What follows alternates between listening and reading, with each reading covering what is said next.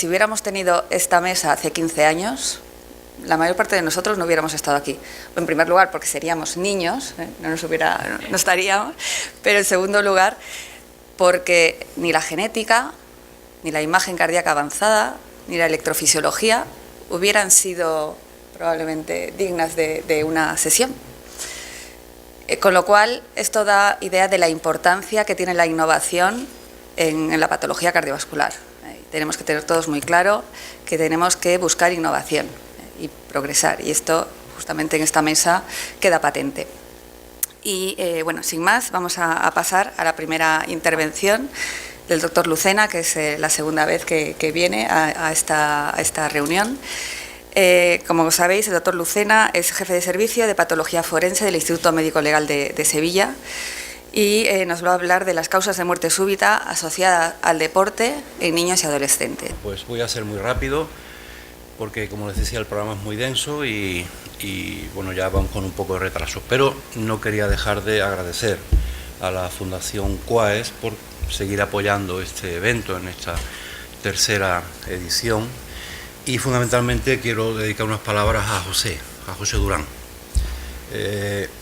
Lo que sufrís las familias lo sabemos, José, lo vivimos diariamente nosotros en Sevilla entrevistamos después de cada autopsia a toda la familia y participamos del dolor de la familia, y en la medida de lo posible estamos luchando para mitigar, por lo menos hacer que ese duelo sea más breve, que ese duelo sea más llevadero.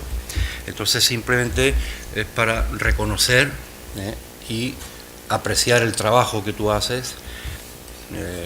Te podías haber quedado llorando en un rincón tu pena y bueno, y no estaríamos aquí ahora mismo, pero sin embargo tú has puesto toda esa energía, toda esa ilusión por la muerte de tu hijo en beneficio de los demás, y bueno, creo que tú sabes que no estás solo en esta lucha, y en la medida de mis pequeñas y mis modestas posibilidades sabes que me tienes a tu disposición para todo lo que necesites. Gracias, José. Bueno, ya sin más preámbulos, el año pasado, si recuerdan, yo hablé de la experiencia de Sevilla sobre muerte súbita asociada al deporte en todas las edades. Como en este caso nos dirigíamos fundamentalmente a la población de niños, adolescentes, adultos jóvenes, pues les traigo un estudio, son los datos preliminares de un estudio que estamos realizando. A ver si yo soy capaz de que esto pase ahora. De un estudio que estamos haciendo entre 4 grupos forenses de toda España.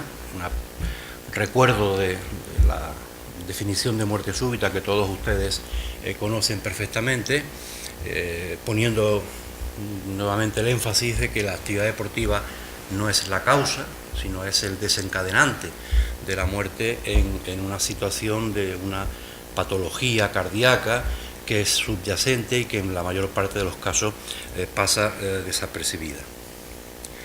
Perdón. El objetivo, como les decía, es analizar los aspectos epidemiológicos de la muerte súbita asociada al deporte en 4 centros forenses de todo el territorio español que corresponden a 25 provincias. Estamos hablando, como luego verán en cifras, del 50% de la población española, durante un periodo de 8 años, del año 2010 al año 2017. Es un estudio multicéntrico, retrospectivo, de muertes súbitas asociadas al deporte en base a autopsias forenses que se han realizado en los servicios de patología forense de Vizcaya, de Valencia, de Sevilla y en el departamento de Madrid del Instituto Nacional de Toxicología, que, como ustedes saben, es centro de referencia para análisis complementarios en la autopsia forense, una parte importante. 8 años, y nos hemos dedicado al estudio de estas muertes en el grupo de edad de 1 a 35 años. Tenemos otro estudio mucho más amplio que presentaremos en el Congreso de Valencia, donde están incluidas todas las edades, estamos hablando de 288 casos, pero en este caso nos referimos exclusivamente a la población de 1 a 35 años. En esta gráfica que tienen ustedes ahí pueden ver en negro todas las provincias que se han incluido en este estudio. Es una franja, como ven, bastante curiosa, que incluye el oeste, centro y este, y la única que se desplaza un poco hacia abajo es la provincia de Sevilla. En total, estas 25 provincias, según el censo último de 2017, corresponde a 23 millones de habitantes de un total de 46 millones y medio, si estamos hablando del 50% de la población española. Las autopsias se han realizado siguiendo las normas de armonización de las autopsias médico-legales que emanaron del Consejo de Ministros de la Unión Europea el año 99, y recientemente pues seguimos este esquema de investigación de la muerte súbita, fundamentalmente de origen cardíaco, según las guías de la Asociación Europea de Patología Cardiovascular, que fueron publicadas el año pasado, en septiembre de 2017, en la revista Virchow, Archivos Virchow. Esta gráfica prácticamente yo creo que es el meollo de la cuestión, y con esta gráfica yo creo que prácticamente me podía marchar y quedaba todo resuelto. Ustedes tienen aquí el total de casos que hemos recogido en estos 8 años entre los 3 servicios, que son 646 casos. Muertes súbitas cardíacas entre 1 y 35 años. Esto es un diagrama de flujo, donde pueden ver ustedes aquí debajo. Aquí debajo tienen las muertes súbitas asociadas a deporte, con este acrónimo MSAD, que son 76 casos, que corresponden al 12% del total de muerte súbita en este grupo de edad. Primera reflexión: la muerte súbita no es predominante la actividad deportiva. La muerte súbita está relacionada con otro tipo de actividades, con el sueño, con el reposo y con la actividad diaria. Es decir, la actividad física es buena, y la actividad física no significa que esté relacionada con la muerte. Solo un 12% de las muertes súbitas están relacionadas con el deporte. De este 12%, de estas 76 casos, nosotros nos hemos dedicado a dividir las enfermedades del miocardio, incluyendo miocardiopatías hereditarias, miocardiopatías familiares y miocardiopatías inflamatorias y miocarditis. Y de ahí tenemos 33 casos que corresponden al 43% de estas 76. Y luego las enfermedades que no afectan al miocardio, entre las cuales están corazones estructuralmente normales, síndrome de muerte súbita rítmica, patología valvular, patología aórtica, valvulopatías, en fin, toda la miscelánea, incluyendo la enfermedad coronaria aterosclerótica. Y en este otro grupo tenemos las muertes que no están asociadas al deporte, muertes súbitas que han ocurrido en cualquier otra situación de la vida diaria, como digo, fundamentalmente durante el sueño, que son 570 y corresponden al 88%. De estas tenemos que solo 112, es decir, el 20%, corresponden a enfermedades del miocardio, miocardiopatías y miocardiopatías inflamatorias. Y el resto, el 80%, son enfermedades que no están relacionadas con el miocardio. ¿Qué quiere decir? Pues que sin hacer ningún análisis estadístico muy detallado, vemos que tenemos dos grupos: enfermedades del miocardio asociadas a deporte y enfermedades de miocardio no asociadas al deporte. 20% versus 43%. Es decir, primera reflexión: las enfermedades del miocardio, sobre todo las miocardiopatías familiares, las miocardiopatías hereditarias, son las que más se asocian a la muerte súbita en una actividad deportiva en el grupo de 1 a 35 años. Y por tanto, ese es nuestro target, ese es el objetivo. El objetivo es dirigir la prevención a personas jóvenes que puedan estar en riesgo por tener una de estas cardiopatías subyacentes. Luego veremos qué tipo de miocardiopatías, tanto hereditarias como de tipo inflamatorio. Y aquí tenemos una descripción muy somera del resumen de los casos. Son 33 casos en los cuales nosotros nos centramos para esta presentación. Como ven, menores de 15 años son 2 casos, entre 15 y 24, 14, y entre 25 y 35, 17. Otra reflexión: la muerte súbita cardíaca es edad dependiente. Es decir, a medida que vamos subiendo desde los 25 años hacia arriba, el número de muertes aumenta. Porque la edad media, como ven, es de 24 más menos 7.6 años. Sí, estamos en torno a los 25 años de edad, que es la edad media en la que se producen estos fallecimientos. Todos los casos eran varones, 100% varones. Sabemos que la muerte súbita cardíaca es predominantemente de sexo masculino, pero en el caso de la muerte asociada a deporte es absolutamente masculina, es decir, no hay ninguna mujer. Por supuesto, se pueden hacer miles de reflexiones y se le pueden buscar miles de explicaciones a todo esto, pero es un dato que no solo tenemos nosotros, sino que es un dato que se repite continuamente en estudios de otras poblaciones. Y otro dato interesante: 88%, 28 casos de tipo recreacional y solo 5% que se pueden considerar deporte de competición. Entonces, ¿a dónde tenemos que dirigir nuestros esfuerzos? ¿Dónde está el target? ¿En el deporte de competición o en el deporte recreacional? Yo creo que la respuesta es muy simple.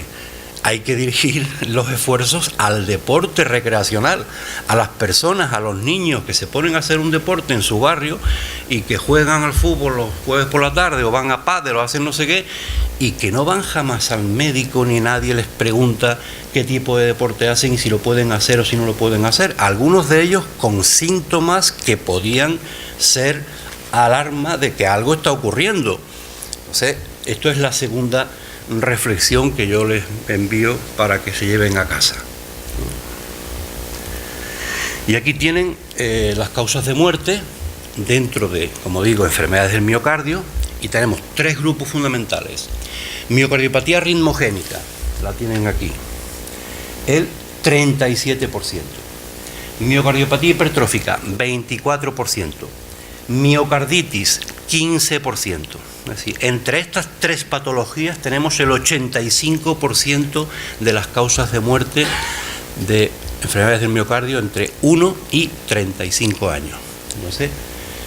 ¿Y cuál de ellas? Bueno, pues no estamos descubriendo nada nuevo. Es decir, hace muchos años que el grupo del Véneto fundamentalmente demostró que con el screening preparticipacional disminuyeron en un 90% el número de fallecimientos por miocardiopatía ritmogénica, que es la enfermedad que más se asocia a deporte en jóvenes.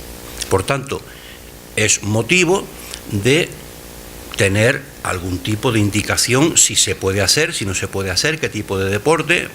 Esto, los cardiólogos son los que tienen que decidir si estas personas, una vez diagnosticados, tienen capacidad para hacer deporte y qué tipo de deporte es el más aconsejable. ¿Y qué deportes son los que están más implicados? Bueno, pues primero fútbol, el deporte rey, después gimnasia, después carrera, natación, ciclismo y otros.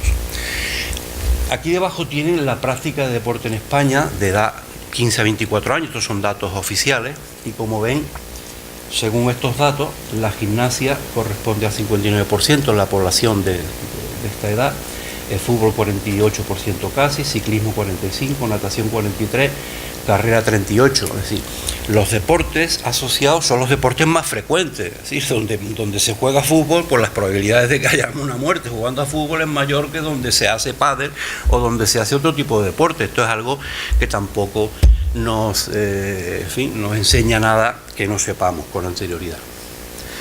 Y aquí simplemente para que vean en esta comparación, aquí tenemos el total de muertes súbitas afectando a miocardio, a enfermedades del miocardio, las asociadas a deporte y las no asociadas a deporte, y ven una serie de diferencias con respecto al sexo. En el grupo total hay un 21% que corresponde a las no asociadas a deporte, por grupos de edad prácticamente es igual, por centros prácticamente la distribución es muy parecida. Y con respecto a las causas sí que es curioso, porque si comparamos, aquí tenemos asociadas a deporte, no asociadas a deporte, la miocarditis no asociada a deporte es más frecuente, pero la miocardiopatía ritmogénica es mucho más frecuente, como la miocardiopatía hipertrófica mucho más frecuente en deporte, mientras que la miocardiopatía dilatada es mucho más frecuente en situaciones no asociadas al deporte. Luego hay unos fenotipos mixtos que aparecen por ahí y otras enfermedades inflamatorias, como es la sarcoidosis, que aparece en situaciones que no están ligadas al deporte. ¿Qué me gustaría que se llevaran a casa como mensaje de esta presentación? Primero, que la muerte súbita asociada al deporte en España, en adolescentes y adultos jóvenes, y de 1 a 35 años, es predominantemente de sexo masculino, con una edad media de 25 años y durante la práctica de un deporte recreacional. La mayor parte de estas muertes tienen un origen cardiovascular. Prácticamente el 90%, más del 90, 98, 99% son de origen cardiovascular. Y dentro de este grupo, las que tienen mayor incidencia en esta edad, 1-35 años, son las denominadas enfermedades del miocardio, tanto las miocardiopatías hereditarias como las miocardiopatías inflamatorias. Fundamentalmente es la arritmogénica, seguida de la hipertrófica y la miocarditis, las que más frecuentemente se asocian a la muerte súbita en el deporte en este grupo de edad, de 1 a 35 años. Es obligación de las autoridades sanitarias y de las sociedades científicas transmitir el mensaje de que no está indicado realizar una actividad deportiva, aunque sea recreacional, que es la mayor parte de las muertes. Las muertes ocurren en actividades recreacionales, no en actividades deportivas, por mucho que las transmita la primera cadena de la televisión y salgan en todos los medios de comunicación. Eso es uno entre 1.000.000. Sin un reconocimiento médico previo. Es el médico el que debe aconsejar el tipo de deporte más adecuado en función de la edad, de las características físicas y el estado de salud de cada persona. Y finalmente, las autopsias forenses son una fuente primaria y fiable para obtener información sobre las causas y características epidemiológicas de la muerte súbita asociada al deporte en España. Estos datos son importantes para establecer estrategias de prevención. Sí, la autopsia solo sirve para obtener datos que ponemos al servicio de los que están vivos, si no, nuestro trabajo no sirve absolutamente para nada. Y para no terminar demasiado tristes, pues yo les ofrezco aquí, les invito a que nos acompañen al primer simposio internacional, segundo simposio iberoamericano de muerte súbita cardíaca, que tendrá lugar en la ciudad Cuba de Varadero, del 13 al 16 de noviembre. Hay una representación importante de cardiólogos, de patólogos forenses españoles y de la Asociación Española contra la Muerte Súbita, José Durán Almodía 7, que va a ser donación de un desfibrilador al Aeropuerto Internacional de Varadero, la primera vez que se coloca un desfibrilador en la isla de Cuba. Todavía quedan algunos asientos libres en el avión que hemos fletado, y entonces el que esté disponible todavía se puede unir al grupo. Ahí tienen la página web donde está alojada toda la información de este evento. Y nada más, muchísimas gracias, quedo a su disposición para cualquier cosa que les pueda responder. Muchísimas gracias.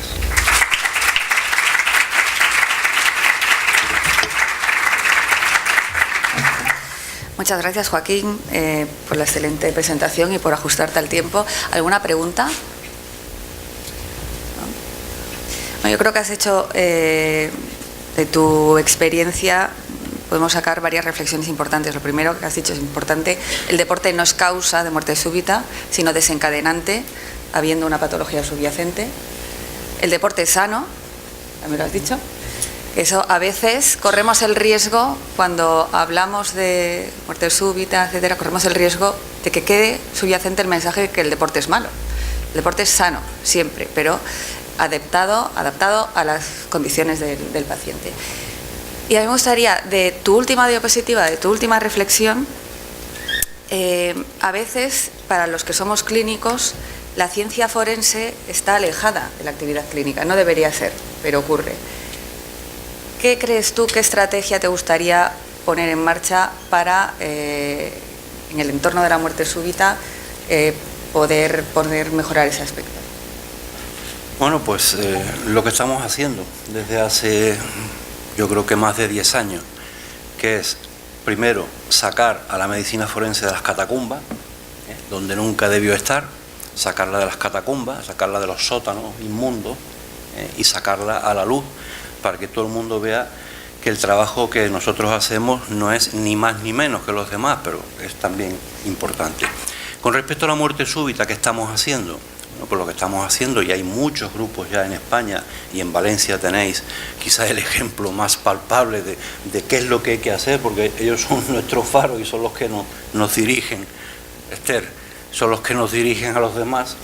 Pues lo que hay que hacer es, cuando nosotros hacemos una autopsia de una muerte súbita en la que hay sospecha de un problema hereditario, nosotros somos los que levantamos la bandera roja y ponemos en conocimiento este caso con las unidades de cardiopatías familiares que ya se han creado prácticamente en todos los hospitales, en la mayoría de los hospitales de España. En mi caso concreto, en Sevilla, nosotros trabajamos con la unidad de cardiopatías familiares del Hospital Universitario Virgen del Rocío, donde hay 2 cardiólogas impresionantes, y nosotros, primero, lógicamente, como antes decía, entrevistamos a la familia le decimos que esto puede tener un componente hereditario y que si ellos acceden, les podemos enviar a un hospital para que puedan ser evaluados. Nosotros previamente hemos conservado sangre congelada del probando, del fallecido. La familia, por supuesto, accede siempre a esta entrevista. Nosotros nos quedamos con su teléfono, comunicamos el caso a la unidad de cardiología, y la unidad de cardiología cita a los familiares primero en primer grado, y después esto es un hilo de una madeja que hay que ir tirando, y a veces salen cosas. Hemos tenido un caso de una familia con una miocardiopatía dilatada por una mutación de la filamina, que de un caso ya van no sé si 20 y tantos afectados por la mutación, y es una familia del norte de la provincia de Sevilla, donde se hacen los polvorones que se come todo el mundo que es en Estepa, y hay no sé si 80 o 90 familiares afectados por un caso que nosotros diagnosticamos en la autopsia. Entonces ellos, las cardiólogas, hacen el seguimiento cardiológico, establecen las exploraciones que ellas les parecen adecuadas, y cuando lo necesitan nos solicitan la sangre. Ayer mismo se estaban enviando 2 muestras de sangre al hospital para hacer un análisis genético. Ellas hacen toda la evaluación genética y están en contacto con nosotros para el diagnóstico. A veces los diagnósticos no son claros, a veces los diagnósticos son difíciles. La medicina no es una ciencia exacta, la patología cardiovascular tampoco, y la genética cardiovascular no digamos. Así estamos, yo creo, ahora el 25% del conocimiento de todo lo que puede dar de sí la genética cardiovascular. Entonces esto al final es un trabajo multidisciplinar donde tienen que estar pues los forenses, los cardiólogos, los genetistas, en fin, y todas las personas que puedan apoyar algo para conseguir el fin último, que es que la muerte esta no se vuelva a repetir. Entonces sí que estamos haciendo cosas. Afortunadamente estamos a mucha distancia, pero si miramos atrás, pues vemos que se han hecho muchas cosas. Esto mismo que yo estoy contando ahora, si a mí me lo hubieran preguntado hace 10 años, pues yo pensaría que estoy contando aquí estoy contando un sueño, ¿no? Porque esto sería impensable, y sin embargo todo eso, pero le hablo de Sevilla, y le hablo de Granada, y le hablo de Madrid, y le hablo de Canarias, y le hablo de Mallorca, y le hablo de Galicia. Así todo, en toda España se está haciendo este trabajo, y los que levantamos la bandera roja somos los médicos forenses, que yo creo que esto es lo que debemos hacer, ¿no? El poner estos casos en manos de los cardiólogos y intentar que esa familia pueda ser estudiada, y la experiencia nuestra son ya muchas, no sé, yo creo que andamos ya por 40 familias. Cuando hablamos de casos no hablamos de casos aislados, estamos hablando de familias, porque detrás de cada caso hay una familia que puede tener 3, 5, 8, 10, 15, entonces todo eso hay que multiplicarlo.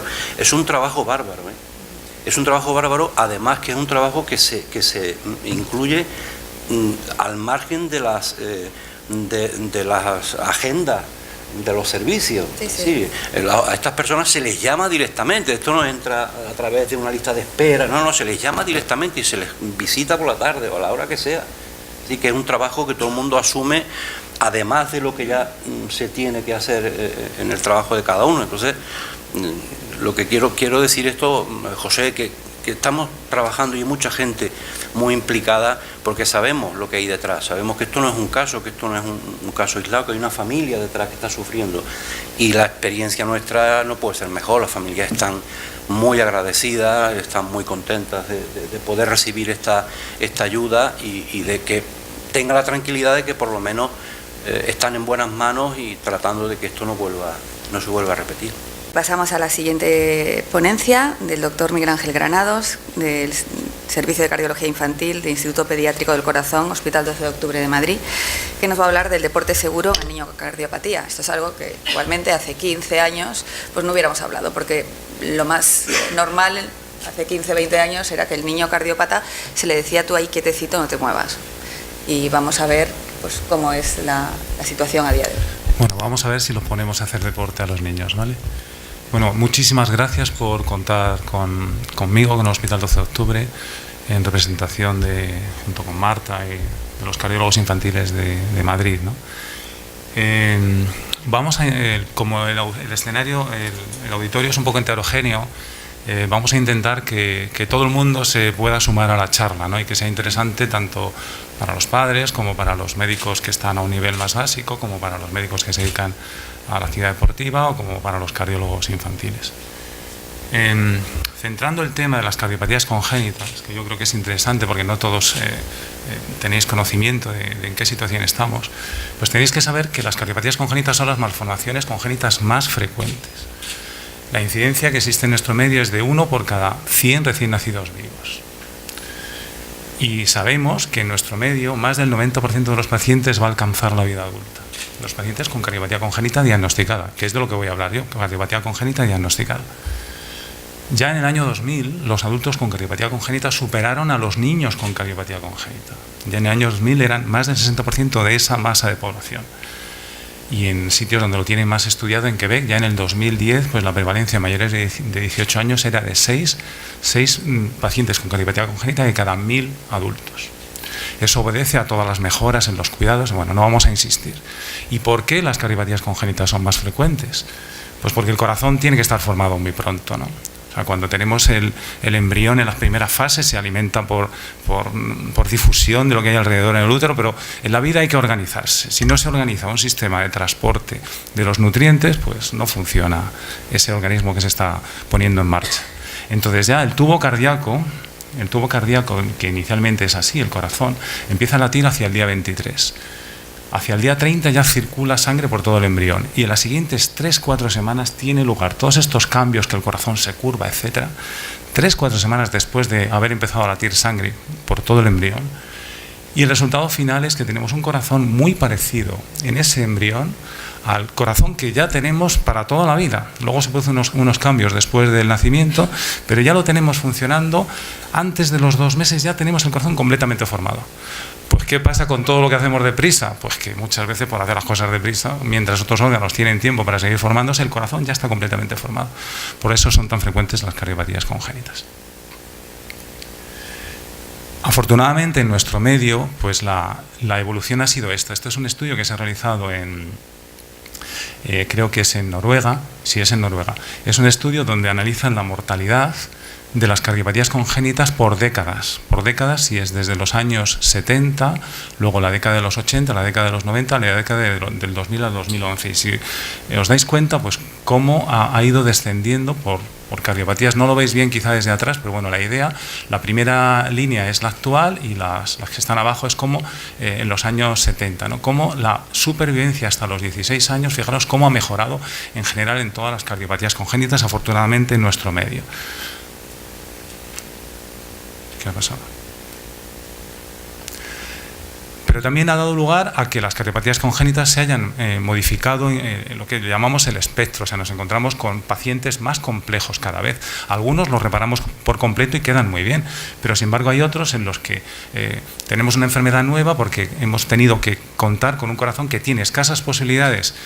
Hace unos años tenía escasas posibilidades, pero en el momento actual hemos sido capaces de conseguir una circulación eficaz, como este concepto que tenéis aquí de corazón univentricular. Luego veréis alguna imagen.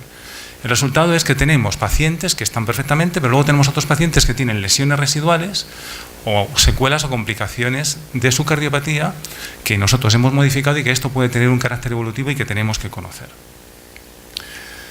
La tendencia actual es a corregir las cardiopatías congénitas, dejarlos en la situación anatómica, ¿no? Este es un ejemplo, es una transposición de grandes arterias, las arterias están cambiadas, no sale la arteria del ventrículo correspondiente. Entonces lo que hacemos actualmente es cambiar las arterias de sitio, se traslocan las arterias y los pacientes quedan en unas condiciones pues, prácticamente normales con respecto a sus compañeros. ¿Qué ocurre? Que previamente esta cirugía se desarrolló a partir de los años 80, 90, pero tenemos niños que ya no son niños, que nacieron antes y no hemos podido hacer una cirugía correctora. Hemos tenido que hacer una cirugía paliativa y están circulando por el mundo con este tipo de cirugía en que en vez de cambiar las arterias lo que hacemos es dirigimos los flujos de las aurículas para cambiar los flujos de la sangre. Esto es una cirugía que llamamos paliativa. En el momento actual seguimos haciendo cirugía paliativa porque cuando tenemos un corazón en el que no tenemos un ventrículo, como sucede aquí, tenemos el ventrículo izquierdo, tenemos la aorta, tenemos la arteria pulmonar, pero no tenemos ventrículo derecho. Pues este paciente fenotípicamente, o sea, el aspecto es normal, su inteligencia es normal, tenemos que darle una solución y afortunadamente la cirugía le ha dado una solución. Y es llevarle a una circulación univentricular, en la que nada más que necesitamos un ventrículo para bombear sangre a la aorta y el retorno venoso que viene de la vena cava superior, de la vena cava inferior, la sangre desoxigenada, va directamente hacia los pulmones. Pues está claro que estos pacientes tendrán unas capacidades distintas a los niños con 2 ventrículos, a los adultos o jóvenes con 2 ventrículos, que tendremos que conocer, pero a estos niños también hay que ponerlos a correr. Pues este es el espectro con que nos encontramos en las cardiopatías congénitas. Y centrándonos ahora en el deporte, o sea, el deporte no os voy a contar nada, o sea, el deporte es beneficioso en la población general. O sea, el deporte además no, es un deporte con un nivel moderado, incluso con un nivel intenso. El nivel moderado pues supone un 40% de reducción de la mortalidad general y de la mortalidad cardiovascular, y si encima es un deporte más intenso, pues mejora hasta en el 70-80% estas estadísticas, la reducción de la mortalidad global y de la mortalidad cardiovascular en la persona que hace deporte moderado o intenso. Pues esto, ¿qué sucede en los pacientes con cardiopatía congénita? ¿Pues se puede trasladar? Pues sí se puede trasladar. Lo que ocurre es que tenemos estudios a pequeña escala, son pequeños grupos, pero los resultados hasta el momento están siendo prometedores, ¿no? Y se ve que no existe un riesgo aumentado, como os voy a intentar demostrar con la revisión de la bibliografía. Pero se nos cierne la espada de Damocles de la muerte súbita, la muerte teórica. En principio, estos pacientes, en teoría, están expuestos a un riesgo mayor que el resto de la población general, en teoría. Son pacientes diagnosticados. ¿Qué ocurre? Pues porque algunos, no todos son iguales, pues es cierto que algunos ya tienen edad suficiente, la enfermedad es compleja, algunos tienen disfunción ventricular, tienen arritmias, tienen hipertensión pulmonar, o sea, tiene una serie de condicionantes que los médicos debemos conocer. Debemos conocer y pautar una actividad deportiva y deporte con arreglo a su situación propia, ¿no? Revisando un poco la literatura, pues el ejercicio físico en los pacientes con cardiopatía congénita ¿es beneficioso o no? Pues hay pequeños estudios que se derivan de pequeños grupos en los que hacemos pruebas, se hace una ergoespirometría, se le pone la mascarilla para ver cómo consume oxígeno y cómo produce CO2 el paciente. Y entonces se le hace una programación deportiva durante unos meses. Y ya se ha visto que hay un dato que aparece en los informes, que es el consumo pico de oxígeno y la carga máxima de trabajo que mejora en estos pacientes. Se hace un estudio basal y luego se hace un estudio después de 3 meses. Y vemos que estos pacientes consumen mejor el oxígeno y llegan a hacer una carga más alta de esfuerzo. Esto en pacientes con cardiopatía congénita y además se mantiene en el tiempo. Y lo más importante de todo, y una de las ideas que os tenéis que llevar a casa, y es que mejora la calidad de vida de estos pacientes y mejora la autoestima, se sienten mejor. Es importantísimo ese detalle, ¿no? Que el deporte, llevaros esa idea, que el deporte de los pacientes con cardiopatía congénita mejora la calidad de vida, les hace sentirse más integrados y mejora su autoestima. Por tanto, es algo por lo que tenemos que luchar los médicos y todos los grupos que estamos implicados. Sin embargo, y esto es, yo entono el mea culpa, pues solo una minoría de pacientes con cardiopatía congénita, fijaros, menos del 20% recibe un consejo para la práctica deportiva. O sea, sale con un informe del hospital muy detallado, pero el deporte se pasa un poco por alto. Es más, todo lo contrario, incluso se restringe la actividad física. Y esto se hace pues porque tenemos en mente el riesgo teórico de la muerte súbita, porque desconocemos en general qué actividades y qué intensidad de entrenamiento pueden realizar y porque tendemos a sobreprotegerlos. ¿Quién sobreprotege? Los padres, los médicos, la sociedad. Pero esto no es gratuito, porque ¿qué estamos consiguiendo con esto? lo que estamos consiguiendo es, y esto está demostrado, que el deterioro en la capacidad funcional, si no haces deporte, pues tus músculos se atrofian y tienes una capacidad funcional deteriorada. Pues esto, como aparece aquí, no sé si lo podéis leer, mi presentación, José, la tenéis a disposición para que todo el que la quiera, ¿vale? Pues por si quiere acceder a la bibliografía. Pues el deterioro de la capacidad funcional es el factor limitante y el factor que más va a condicionar la calidad de vida y todos los eventos patológicos que puedan suceder en estos pacientes. La limitación de la capacidad de esfuerzo. O sea que esto no es baladí, limitar el esfuerzo en estos pacientes. Además, es extraño que estos pacientes les preguntas, ¿y tú cómo te encuentras? Dicen, pues yo bien, yo hago deporte normalmente. Es que tienen una sensación que no es real. Como nunca han hecho deporte, no saben exactamente qué es deporte normal en su situación. Ellos creen que hacen deporte y que corren igual que el resto de los niños de su edad. Y no es cierto, como veréis ahora. Esto es un estudio donde se analiza la capacidad funcional. Os voy a poner la barra es el límite de la normalidad, haciendo ergospirometría, pues es una prueba de esfuerzo con consumo de oxígeno, donde se analiza cómo consume oxígeno y cómo produce anhídrido carbónico. Este es el límite de la normalidad, pero esto es lo normal. Aquí están las distintas cardiopatías. ¿No lo veis desde atrás? Pues esta es la transposición de grandes arterias, pero bueno, no voy a insistir mucho. Aquí están las más complejas. Lógicamente, las más complejas sí que podría estar justificado. Pero pacientes que tienen cardiopatías simples, como es una comunicación interauricular, que es la patología más banal a la que nos enfrentamos, fijaros cómo está. Esta es la comunicación interauricular. La mayor parte de los pacientes tiene una capacidad funcional que está por debajo de lo esperable para su edad. Pues esto es algo a lo que nos tenemos que enfrentar. Entonces, ¿el deporte es bueno o no es bueno en los pacientes, en los niños, en los adultos jóvenes con cardiopatía congénita? Pues en general, las autoridades, las asociaciones que emiten consejos sí que dicen que tienen que hacer deportes, aunque la experiencia, como dice aquí, es limitada. Entonces, los estudios, además, se complementan con los datos de muerte súbita durante el deporte. Ya se ha mencionado aquí el doctor Lucena que la mayor parte de los pacientes con cardiopatía congénita diagnosticada que mueren, no mueren haciendo deporte. Mueren en reposo o bien durante el sueño. Entonces, estos datos también avalan las recomendaciones de las autoridades a hacer deporte. Por tanto, los adultos con cardiopatía congénita y los niños, por tanto, no deben ser categóricamente de entrada excluidos de la práctica de la actividad deportiva. Siempre se puede hacer algo. Lo que ocurre, como ya aparece reflejado y todas las publicaciones actuales, dicen que hay que ver en qué situación específica está cada paciente y en función de su situación específica hacer una prescripción individualizada. El concepto de receta de deporte que veréis que aparecerá más tarde. ¿Qué datos tenemos? ¿No? ¿Qué datos tenemos ahora mismo a los que nos podemos agarrar? No son demasiados datos, pero son muy interesantes. Voy a ir muy rápidamente. Entonces, este es un estudio que se ha hecho en 3 países europeos donde se analizan 27.000 adultos con cardiopatía congénita y hay 1.189 muertes, que son el 5%. De estas 1.189, este 5% de causa arrítmica fue en 171 pacientes. Pues bien, de estos 171 pacientes, solamente 17 se murieron durante el ejercicio. Solamente 17, ese 10%. O sea que es un porcentaje reducido. Y son pacientes, esto es un estudio meramente estadístico. No sabemos en qué situación estaba, si se había prescrito deporte, no se había prescrito deporte. Solamente el 10%. Este dato se repite en otras publicaciones. En este caso tenemos 8.000 pacientes, se revisan las historias, esto es un estudio en Holanda, con 8.595 pacientes, de ellos con cardiopatía congénita, ellos mueren de forma súbita el 22%, pero el dato es que solamente el 8% lo hacen durante el ejercicio. Se vuelve a repetir la cifra, 1 de cada 10 de los que mueren lo hacen durante el ejercicio, el resto se mueren fuera de la actividad deportiva. En niños también tenemos datos.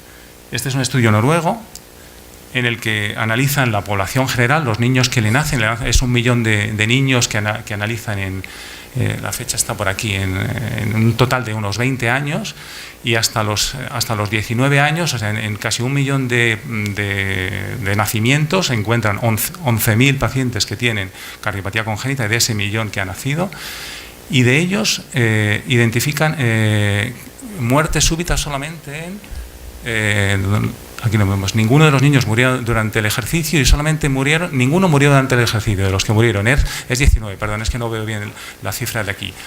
De todos los pacientes murieron de forma súbita 19, pero ninguno murió durante el ejercicio, aunque es cierto que citan que 2 pacientes sí que tuvieron una parada cardíaca durante la actividad en actividad escolar y afortunadamente fueron reanimados y no fallecieron.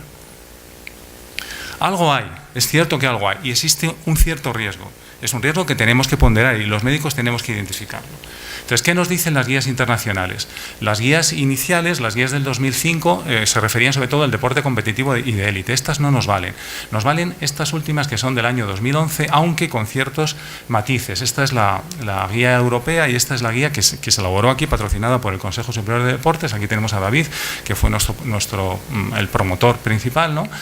Quizá la crítica que se lanza en las últimas publicaciones es que las recomendaciones están basadas en lesiones anatómicas, aunque hace referencia a las actividades físicas diarias, el deporte de tiempo libre, el deporte competitivo, pero quizá la crítica es que están basadas exclusivamente en las lesiones anatómicas. Se dice, pues tienes tal defecto, pues puedes hacer este ejercicio. Entonces, la tendencia actual, no hay guías americanas recientes, la tendencia actual viene de esta reunión de expertos, recomendaciones de expertos, donde se habla que hay que analizar específicamente los aspectos hemodinámicos y electrofisiológicos. O sea, cómo está el paciente, qué riesgo de arritmia tiene el paciente y hacer una prescripción individualizada. Y por aquí es por donde vamos en este momento todos. Los deportes se clasifican en función del nivel de componente estático y el componente dinámico. Así, a grandes rasgos, el componente estático lo que nos produce es un aumento de la poscarga, en definitiva, un aumento de la presión arterial. Típicamente el levantamiento de peso. Cuando haces levantamiento de peso, no aumenta el consumo de oxígeno, no aumenta demasiado el gasto cardíaco, el corazón no tiene que aumentar demasiado su actividad, pero lo que sí aumenta es la presión arterial. Entonces habrá cardiopatías congénitas en las que la presión arterial elevada pues no sea recomendable. Entonces hay deportes, y eso está así clasificado, y como veis aquí a la izquierda, pues según vamos ascendiendo en los deportes, aumenta la carga de componente estático. Y luego tenemos el componente dinámico, que es aquel que implica en muchos grupos musculares. Aquí sí que implica que el corazón tiene que llevar oxígeno a todos esos grupos musculares. Aquí el corazón sí que aumenta la frecuencia cardíaca, aumenta el consumo de oxígeno, aumenta el gasto cardíaco. Entonces habrá patologías en las que no nos interesará que esto aumente. Cuando aumenta la presión arterial, lo que sucede, el corazón no aumenta fundamentalmente de tamaño, lo que se produce es un aumento del espesor de la pared del ventrículo izquierdo.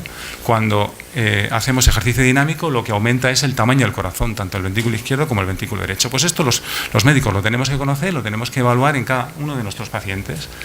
Entonces, ¿cómo prescribimos el deporte que tiene que hacer nuestro paciente? Pues lo hacemos con la ergospirometría, que es, digamos, la prueba reina, es la prueba objetiva, es la que nos permite determinar exactamente hasta dónde puede llegar nuestro paciente, la que nos permite valorar la situación basal y luego compararla con su situación después de haberse sometido a un programa de entrenamiento. Y luego también tenemos otros parámetros, como es la tasa de esfuerzo percibido. O sea, ¿qué te dice el paciente? ¿Qué nota el paciente? Que también es muy útil, que se correlaciona pues cómo consume oxígeno, con qué frecuencia cardíaca máxima puede trabajar este paciente. No voy a insistir mucho en el valor de la prueba de esfuerzo, eso está absolutamente demostrado. Nosotros lo que hacemos es ponemos a correr a los niños, llega un momento en que los niños empiezan a producir, consumen bien el oxígeno y empiezan a producir ácido láctico y por tanto anhídrido carbónico, empiezan a eliminarlo e intentamos llevarles entre estos dos umbrales de ejercicio. Les ponemos a correr en nuestra sala pues hasta que te dicen que no pueden más. Así vemos a qué frecuencia cardíaca máxima pueden llegar y qué nivel de ejercicio pueden hacer.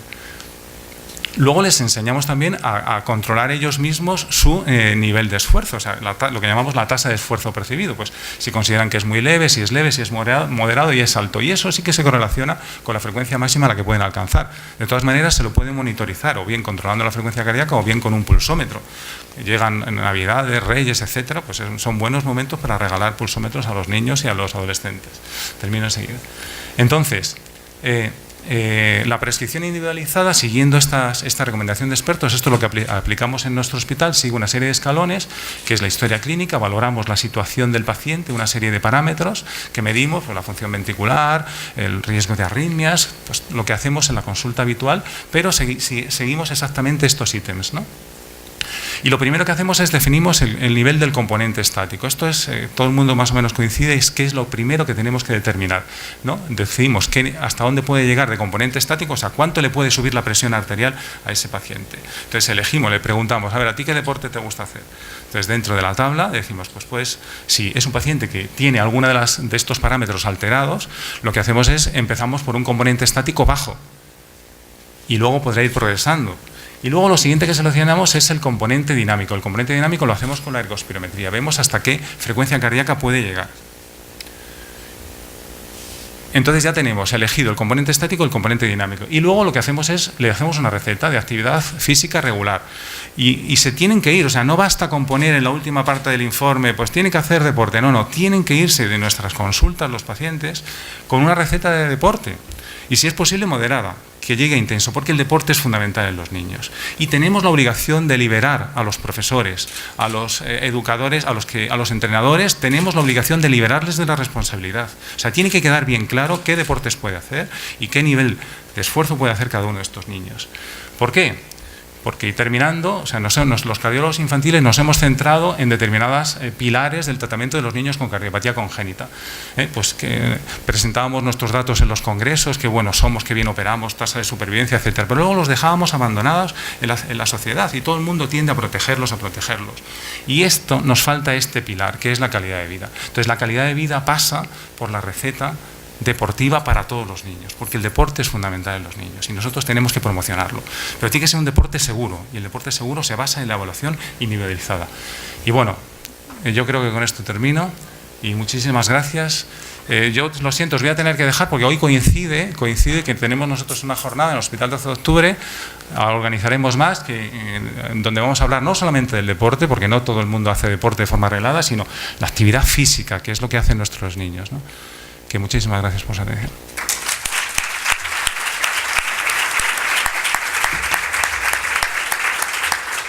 Muchas gracias, Miguel Ángel, y gracias por venir teniendo en tu hospital otro evento. ¿Alguna pregunta? Hola, me ha encantado tu charla. Yo vengo aquí como madre de niño con un QT largo, diagnosticado por una muerte súbita recuperada, y a nosotros nos siguen en el Ramón y Cajal y no nos habían hablado de este programa de incorporación al ejercicio físico en la actividad diaria. Así que nos ha dicho la cardióloga que puede hacer ejercicio, pero no le llevan controlado. ¿Esto es algo que se hace en todos los hospitales de Madrid o es una cosa pionera vuestra? Claro, la prueba de esfuerzo, si he intentado hacer un resumen, ¿no? Lo que valoramos es la capacidad que tiene el corazón para adaptarse, ¿no? Estamos hablando de cardiopatía congénita. Los pacientes con QT largo también, yo estoy seguro que la doctora Sánchez, allí en el Ramón y Cajal, os da unas recomendaciones, porque existen recomendaciones que proceden de las guías internacionales para los pacientes que tienen QT largo. Existen unas recomendaciones específicas, que según el tipo de QT largo, seguro que Macu ha dado unas recomendaciones. Claro, ahí no pasa como en estos pacientes operados de cardiopatía congénita, ¿no? Donde estamos hablando de una cosa como más grosera, que es cómo es capaz el corazón, un corazón que no tiene un sustrato para producir arritmias en principio, como es el QT largo, en teoría, cómo es capaz de adaptarse al ejercicio. Eso sí que lo podemos cuantificar. Y esto es lo que hacemos en nuestro programa, cuantificar hasta dónde es capaz de llegar, diseñar un programa de entrenamiento de 3 meses, 6 meses, repetir la ergospirometría, que es un dato objetivo, y ver cómo ha evolucionado el paciente, ¿no?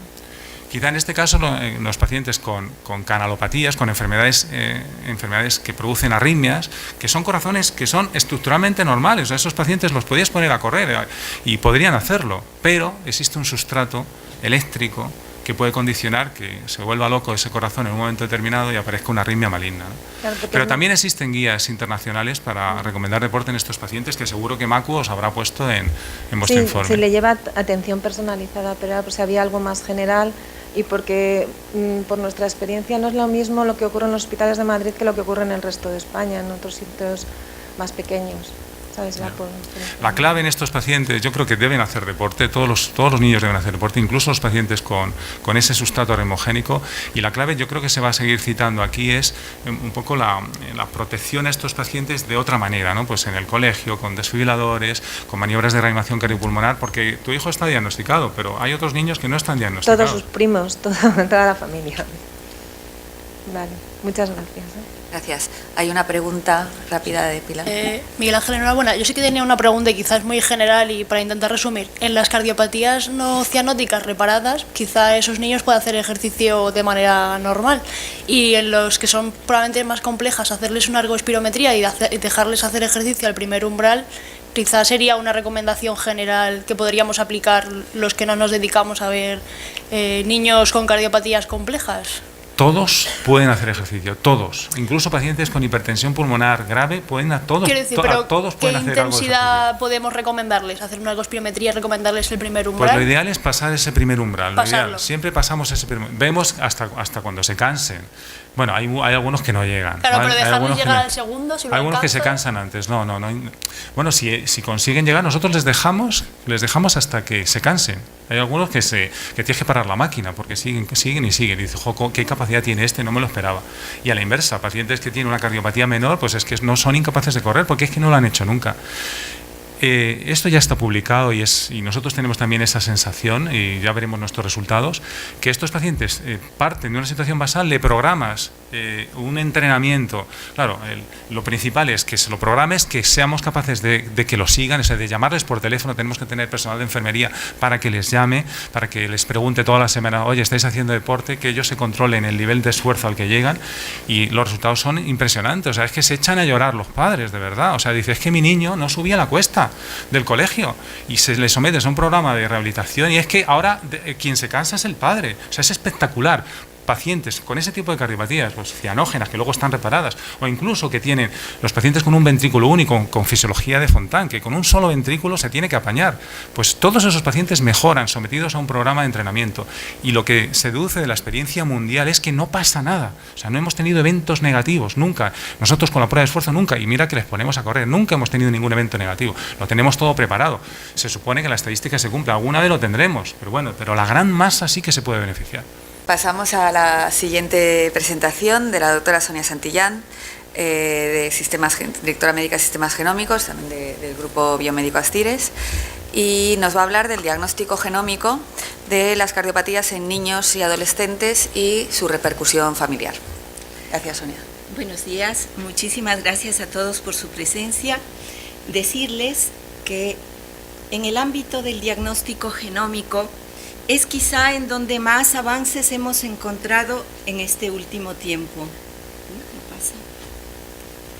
No pasa. Sí. Bien, resumiendo los aspectos que han mencionado los doctores que nos han hablado antes, primero de las alteraciones estructurales, anatómicas que se encontraron en las autopsias a la cabeza, la miocardiopatía hipertrófica, y resaltando aquellos casos que van sin alteraciones anatómicas, pero que desde luego pueden ser efecto de un trastorno arrítmico que pueda justificar esa ausencia de lesión, llevando en último término también al conocimiento genético de las cardiopatías congénitas, que hasta hace unos años su origen era considerado poligénico, pero que en la actualidad y en breves años conocemos 54 genes asociados a esta patología. Debo indicar que entonces la genética es un elemento fundamental en el conocimiento, en el diagnóstico, no solamente del paciente, sino especialmente de sus familias. Todo esto nos lleva a lo que en la actualidad inclusive se conoce como autopsia molecular. Eso es un elemento indispensable en el diagnóstico cuando sucede una muerte súbita de la cual no se conoce su origen. Bien, en esta condición se han clasificado esta patología cardíaca de origen hereditario en estos grupos. En las arritmias, a la cabeza el síndrome de Cute largo, con aproximadamente 25 genes a la fecha, tanto de los de diagnóstico como aquellos que se encuentran en investigación.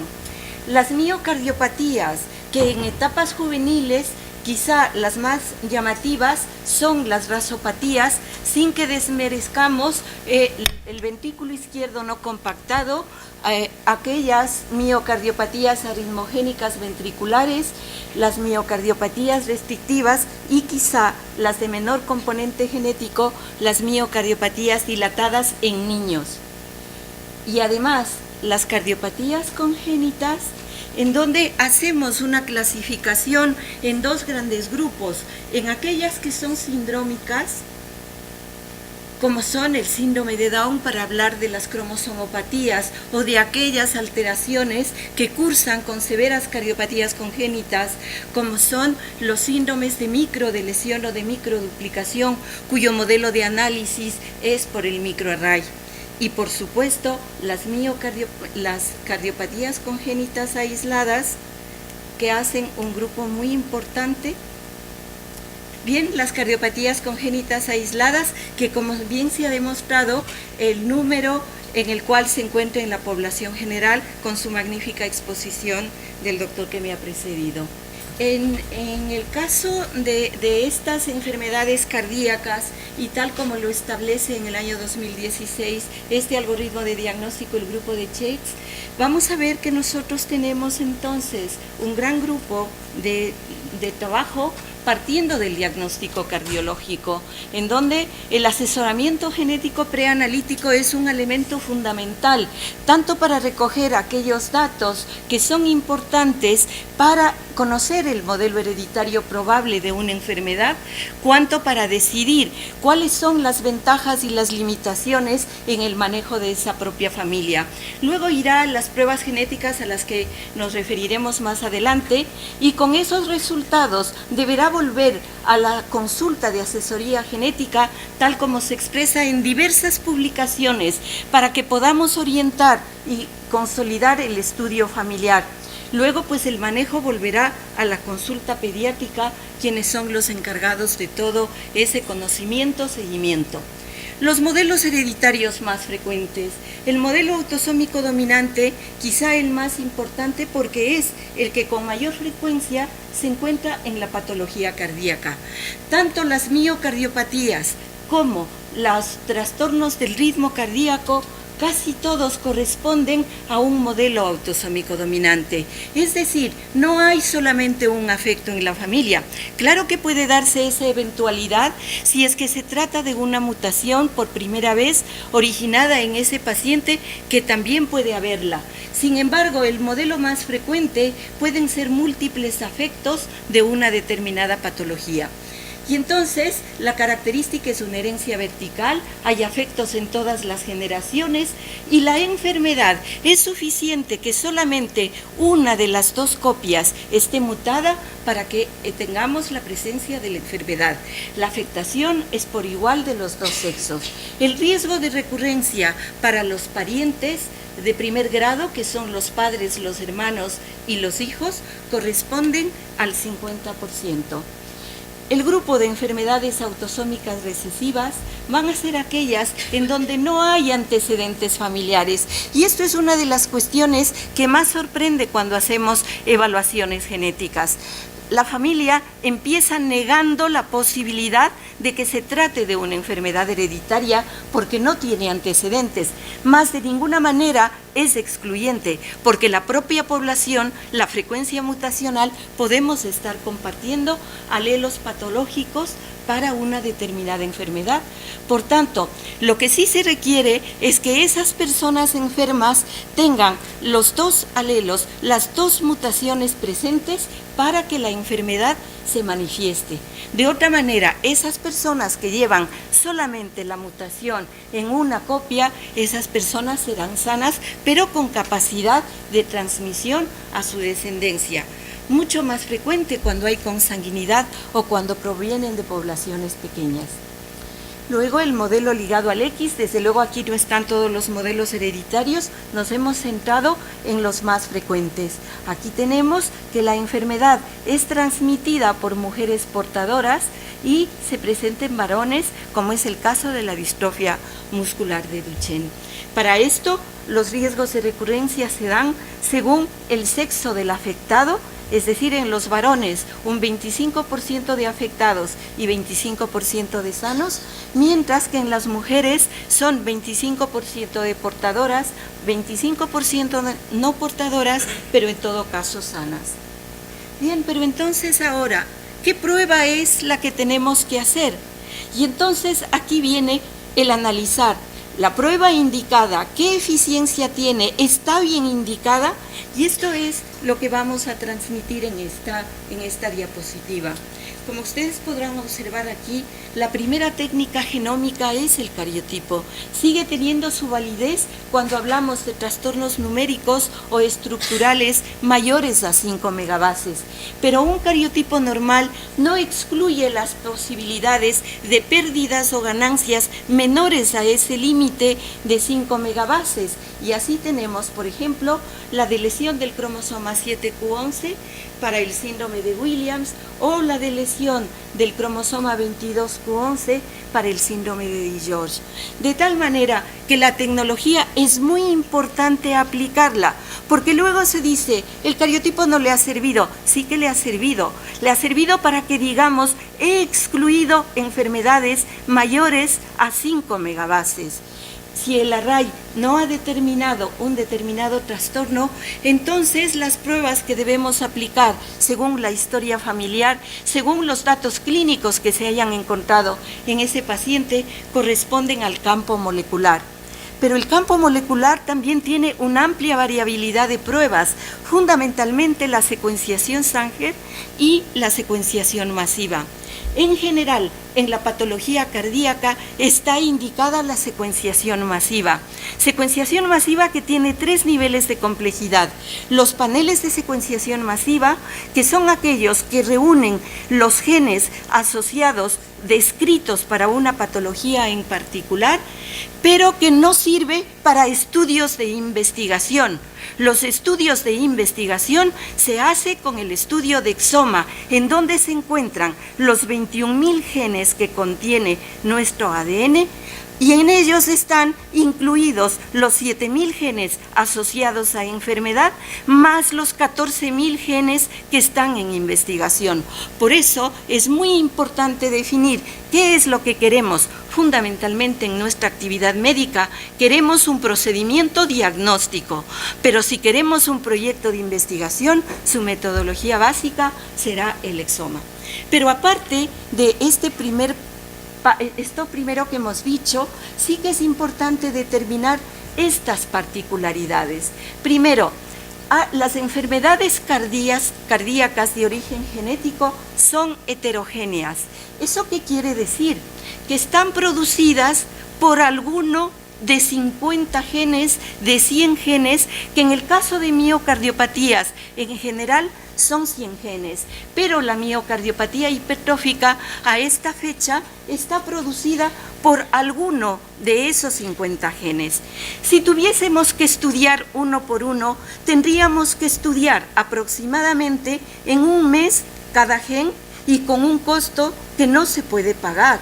Encima hay genes muy grandes, como por ejemplo el gen de la titina, que tiene cerca de 400 exones, que bloquearía a un laboratorio de genética a trabajar estrictamente con ese gen. Por eso la secuenciación masiva lo que permite es que pongamos todos los genes involucrados en las patologías de estudio y podamos analizarlos en un solo evento. Por otro lado, existe este concepto de heterogeneidad alélica y digenismo. Empieza a encontrarse que una enfermedad se explicaría la expresividad variable en una misma familia.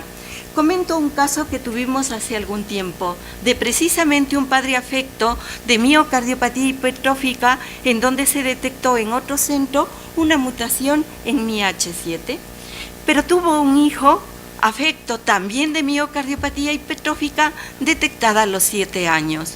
Cuando fuimos consultados, nuestra opinión fue de que volviésemos a estudiar al niño con secuenciación masiva y encontramos una segunda mutación modificadora del fenotipo, que cuando estudiamos a sus padres, su padre pues tenía la mutación que ya había sido detectada previamente, pero su madre tenía también una mutación en el gen de la vinculina, que posteriormente, cuando ella fue a la revisión cardiológica, se pudo determinar que clínicamente estaba sana, pero que sí empezaba a tener un engrosamiento ventricular.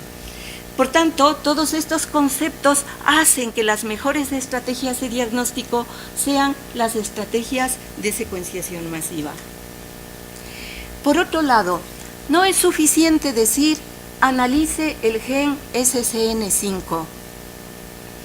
Lo que tiene que decirnos es de qué enfermedad está sospechando, porque a partir de ello podremos entonces enfocar el diagnóstico preciso de ese paciente.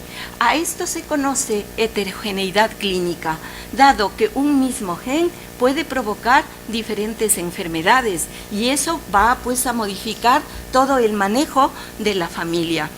Y por supuesto la variabilidad fenotípica, en donde a través de estos estudios de masiva se ha podido determinar estos genes que en un principio no se demostraron o no se encontraron en un primer estudio.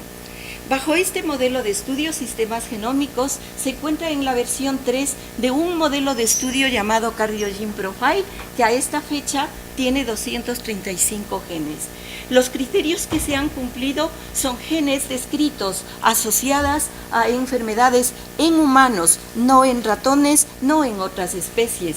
Que tenga seguridad diagnóstica, por tanto, este panel habrá tenido que pasar un proceso de validación dentro del sistema de calidad muy estricto para que podamos asegurar el diagnóstico de los pacientes, que esto se consigue a través de este sello de calidad expedido por el Ministerio de Industria español. Debe tener una alta sensibilidad y especificidad y debe ser capaz de analizar en un solo proceso esa información que también hemos obtenido a través de la RAI, es decir, las variaciones de número de copias, es decir, detectar deleciones y duplicaciones. También están en la diapositiva anterior, como podemos ver, las arritmias están descritas en 85 genes asociadas a todo este tipo de patología. Síndrome QT largo como patología muy importante en muerte súbita, QT corto, brugada y repolarización temprana, taquicardia ventricular polimórfica como segunda causa dentro del grupo de arritmias, trastornos de conducción y fibrilación auricular.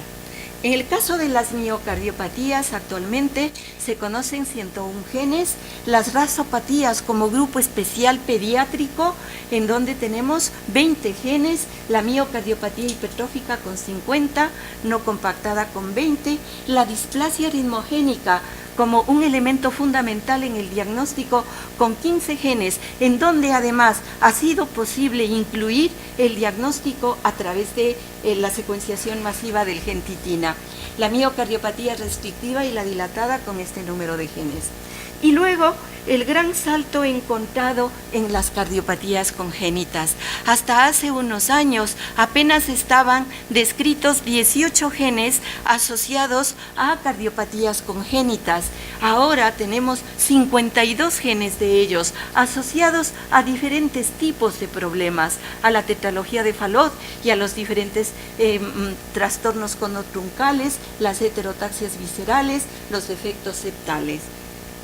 Y por último, los trastornos aórticos y vasculares, 74 genes, en donde vamos a tener no solamente el aneurisma específico de aorta primaria, sino las formas sindrómicas con una capacidad de presentación a diferentes edades y además, como primeros datos también, de asociarse a otros trastornos vasculares, cerebrales o de otros órganos que deben incluirse en el diagnóstico diferencial.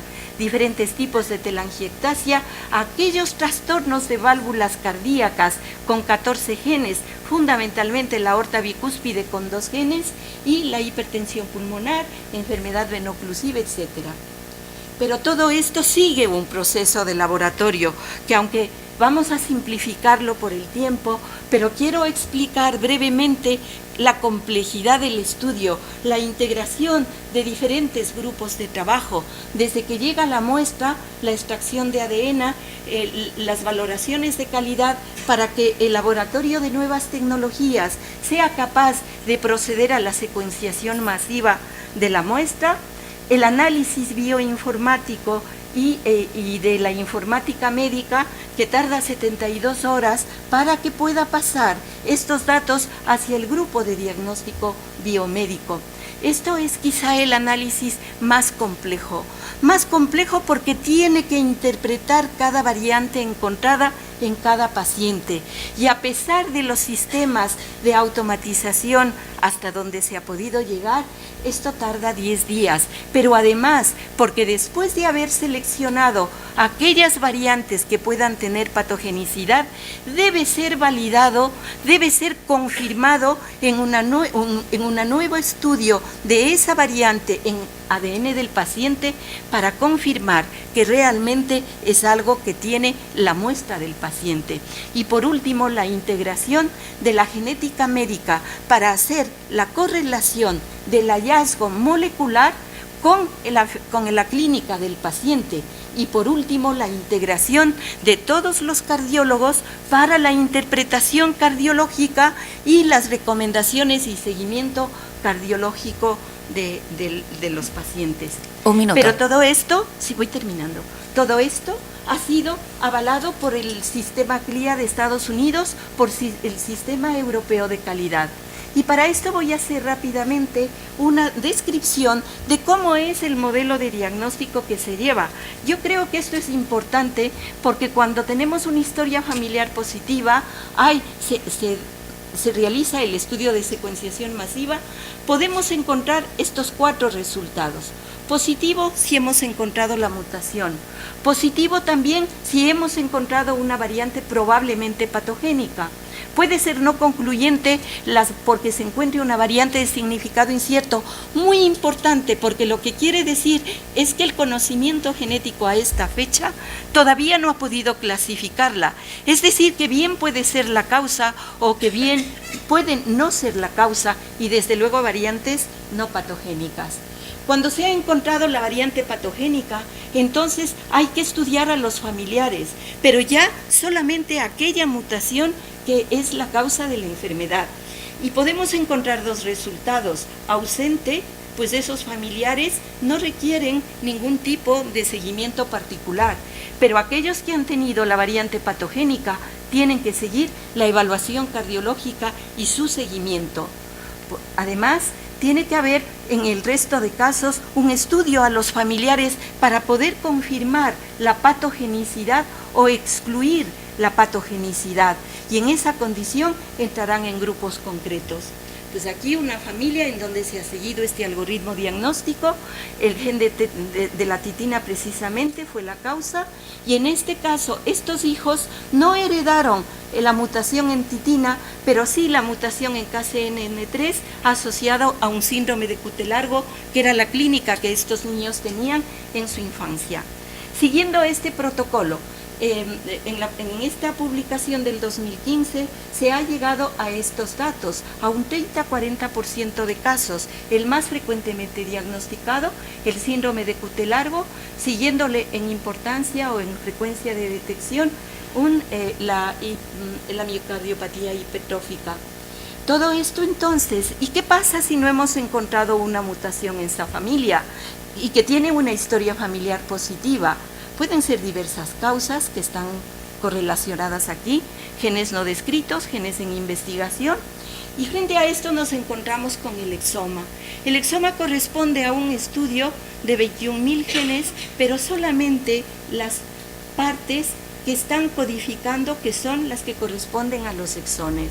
A través de este proceso se puede llegar al diagnóstico de aproximadamente un 30% más de casos. Se puede hacer preferentemente bajo un modelo de padres con hijos, de solamente un niño a nivel prenatal, pero tiene la primera gran diferencia. Vamos en búsqueda de mutaciones y vamos a terminar en el fenotipo de pacientes. Y esto tiene especial importancia porque es parte de la innovación tecnológica que llevamos. Y estamos en camino de desarrollo hacia el diagnóstico por genoma, en donde tenemos todas estas ventajas y que a su momento serán explicadas en mayor detalle. Por último, decir que los paneles dan mucha seguridad diagnóstica, pero puede ser que no lleguemos al mejor diagnóstico. Por otro lado, el exoma nos brinda una gran capacidad, pero descubre muchas variantes de significado incierto. el asesoramiento genético posanalítico tan importante. Hemos confirmado el diagnóstico, hemos manejado a la familia en cada uno de los casos, estableciendo sus riesgos de recurrencia y podemos dar modificaciones hacia la reproducción. Por último, ¿hacia dónde vamos? Vamos hacia una medicina de predicción, vamos hacia que todos seamos capaces de interpretar esos resultados moleculares, todos los médicos de todas las especialidades.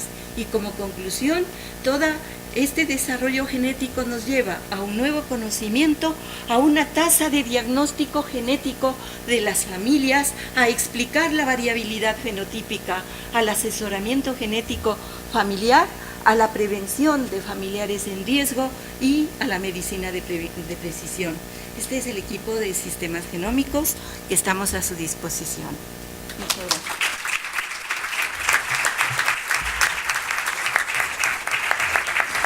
Muchas gracias, Sonia. ¿Alguna pregunta rápida? Quisiera saber qué accesibilidad hay para este tipo de exámenes. ¿A quiénes se le hacen? ¿Tiene que ser particulares? ¿Son derivados por quién? ¿Quién puede tener la posibilidad de tener este tipo de exámenes?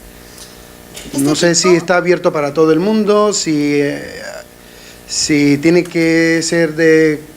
cada uno tiene que pagarlo, si la seguridad te lo ordena. No sé muy bien ahí cómo...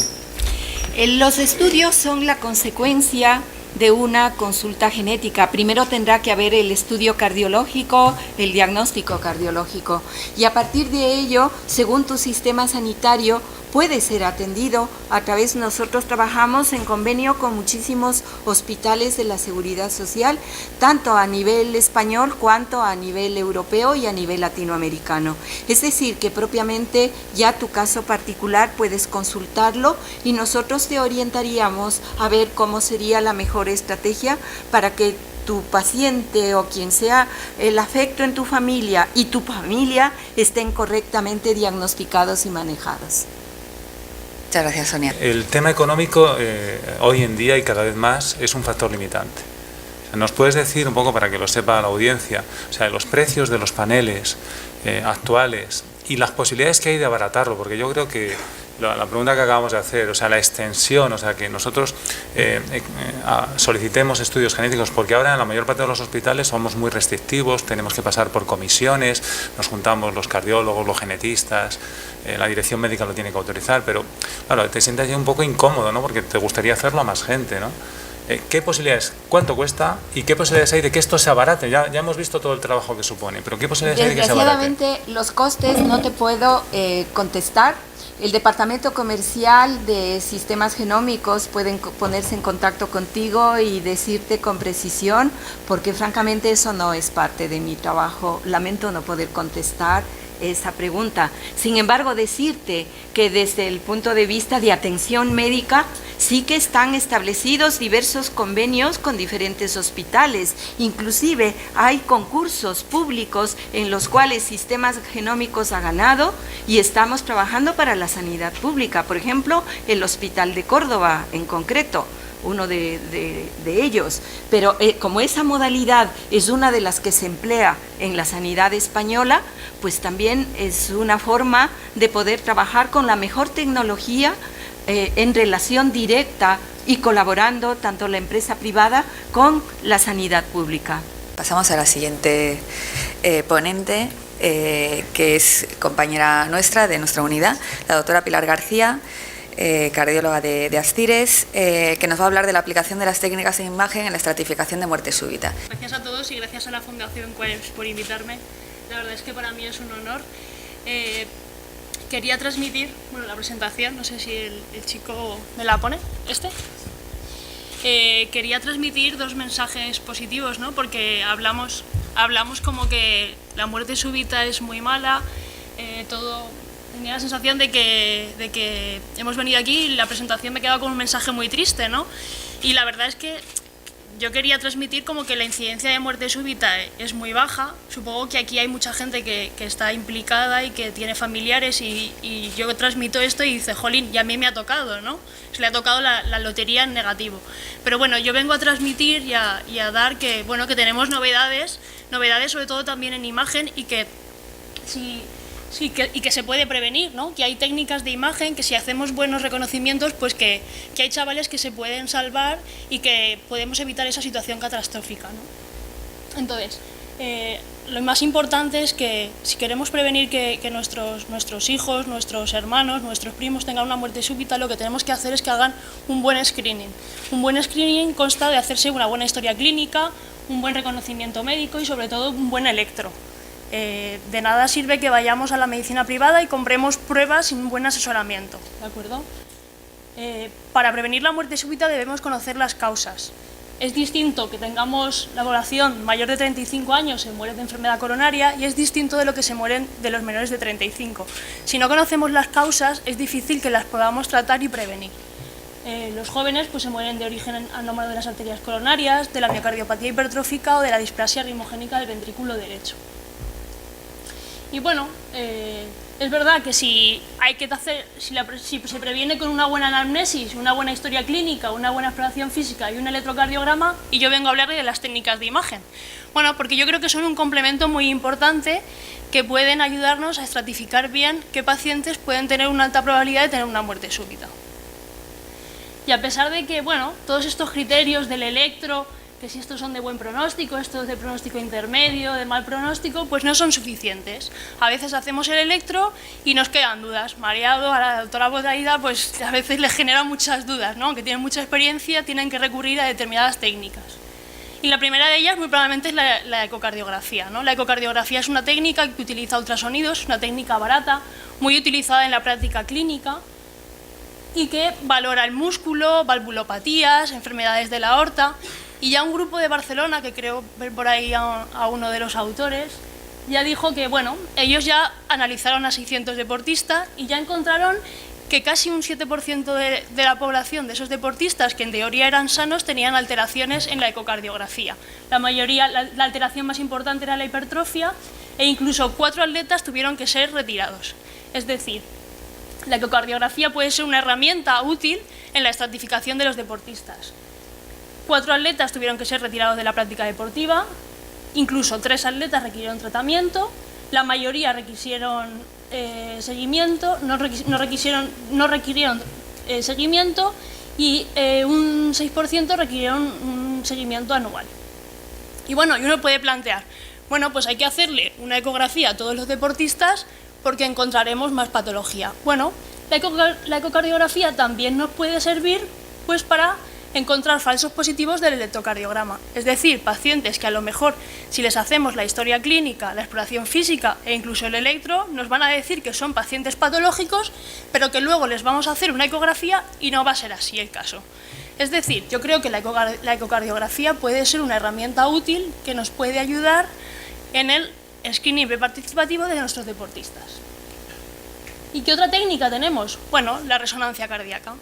La resonancia cardíaca, aquí tenemos un artículo publicado en el Cardiovascular Imaging que nos puede ayudar al diagnóstico de muchísimas patologías en el deportista.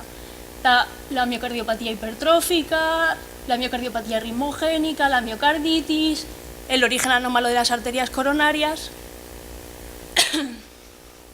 Y sobre todo, bueno, podríamos plantearnos, ¿podemos utilizar la resonancia como screening, igual que la ecografía?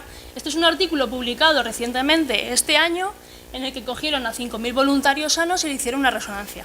Bueno, pues solo encontraron 70 casos, es decir, un 1% de la población presentaron alguna alteración en la resonancia. Bueno, plantear la resonancia como una técnica de screening masivo en la población de deportistas, pues no parece una recomendación. Es decir, la resonancia serviría para aquellos casos en los que nos plantean dudas el electro, la exploración física y muy probablemente la ecografía. Al igual que yo creo que la ecografía podría ser una técnica que nos ayudaría a diario, la resonancia no creo que sea una técnica que tengamos que utilizar a diario. Sin embargo, sí que me gustaría resaltar es que ningún paciente con la alteración en el origen de las coronarias, tenía una alteración en el electrocardiograma. Es decir, el origen de las arterias coronarias no tiene expresión en el electro, así que puede pasar muy desapercibido. ¿Cuál es el valor de la resonancia? El diagnóstico de la fibrosis. Ustedes saben que los deportistas, cuando realizan ejercicio físico, se produce una serie de adaptaciones. La mayoría de ellas es el desarrollo de hipertrofia y la dilatación del ventrículo izquierdo. Y eso a veces se confunde con determinadas patologías, por ejemplo, la hipertrofia, la miocardiopatía hipertrófica. Y eso cae a veces en una zona gris. ¿Será una miocardiopatía hipertrófica o será una adaptación al deporte? ¿Cuántos casos nos enfrentamos a diario? Bueno, Alicia y yo hacemos resonancias de esas todos los días y seguramente los clínicos ven casos de esos dudosos. Entonces, en esos casos diremos, ¿estamos ante una miocardiopatía hipertrófica o una adaptación al deporte? La fibrosis nos ayuda a diferenciar si estamos ante un caso patológico o ante una adaptación al deporte, ¿vale? Me gustaría mostrarles el caso, por ejemplo, de este chico, que es un deportista de 20 años, es un caso real, que tenía una alteración en el electrocardiograma. Nadie duda, los clínicos lo tienen claro, el público en general, este es un electro muy patológico. El que le hizo la ecografía pensó que tenía una miocardiopatía hipertrófica y rápidamente lo mandó a la resonancia. Supongo que un poco sugestionado por el electro, vio incluso hipertrofia en la ecografía, y además mucha hipertrofia. Bueno, el diagnóstico de la resonancia claramente mostró que lo que tenía era una miocarditis, ¿vale? Entonces, la fibrosis en la resonancia es lo que muchas veces le va a dar el diagnóstico al clínico, ¿de acuerdo? Sin embargo, ¿qué técnicas novedosas podemos aportar con la resonancia? Bueno, aparte del realce, tenemos otras secuencias, nuevas secuencias paramétricas. El mapping T1 y el mapping T2.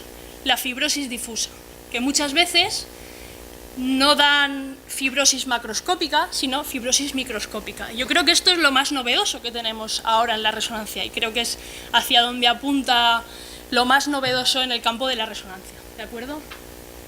Me gustaría explicarlo como un ejemplo, porque quizá esto excede un poco el conocimiento del público general, pero mirad, por ejemplo, tenemos un caso de dos personas que tienen hipertrofia.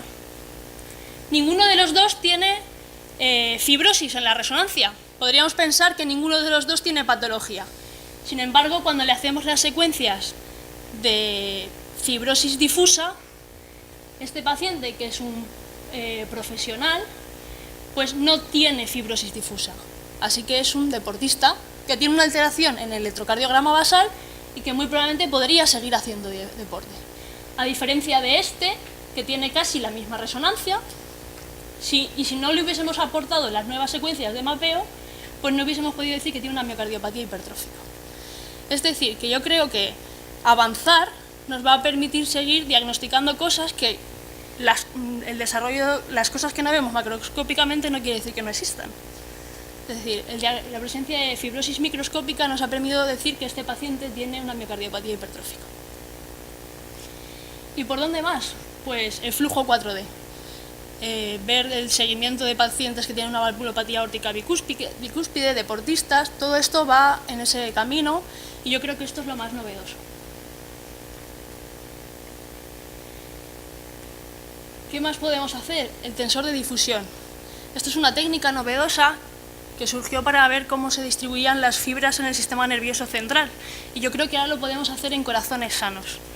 Ver, por ejemplo, la distribución de las fibras del corazón, cómo la distribución de las fibras en el corazón tiene una disposición en concreto. Si conseguimos filiar una distribución anómala, por ejemplo, podríamos diagnosticar un paciente que tiene una miocardiopatía hipertrófica. Así que esto es lo más novedoso. ¿Qué otras técnicas tenemos? Bueno, pues tenemos el TAC.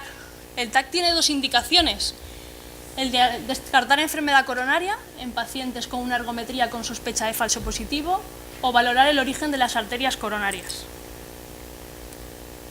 Bueno, este es un caso de un paciente de 59 años que vino a hacerse una ergometría y tiene una alteración de la repolarización en máximo esfuerzo, completamente asintomático.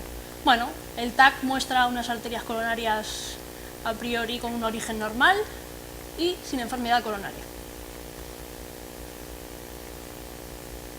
Este es otro chico, 40 años, una muerte súbita recuperada mientras realizaba ejercicio, el electrocardiograma basal sin alteraciones y aquí ya se ve un origen anómalo de la coronaria izquierda entre la aorta y la pulmonar.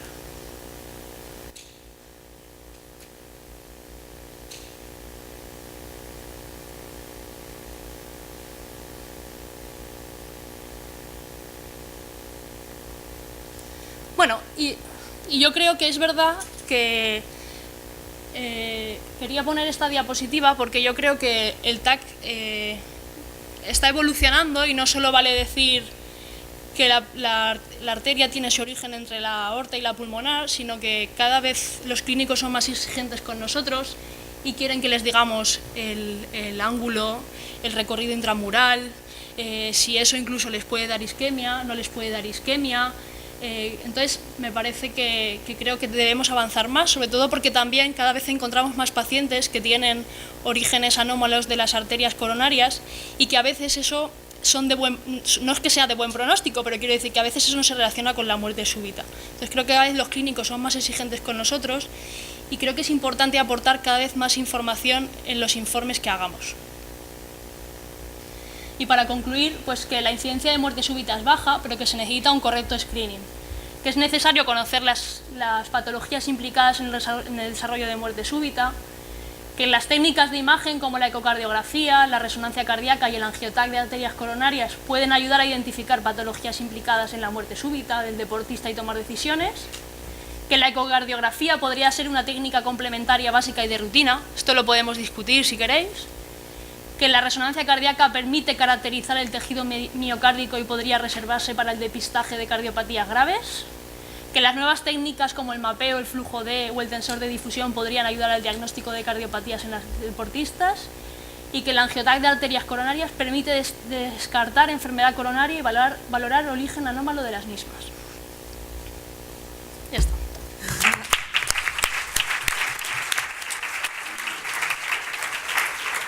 Muchas gracias, Pilar. ¿Alguna pregunta? Sí. Mariado. Ahora que la prueba de esfuerzo se está haciendo de manera como screening universal y que tiene consecuencias, sobre todo los falsos positivos en isquemia, y al final esos falsos positivos en isquemia nos crean unos comeduras de cabeza tremendas, ¿tú qué dirías como prueba complementaria?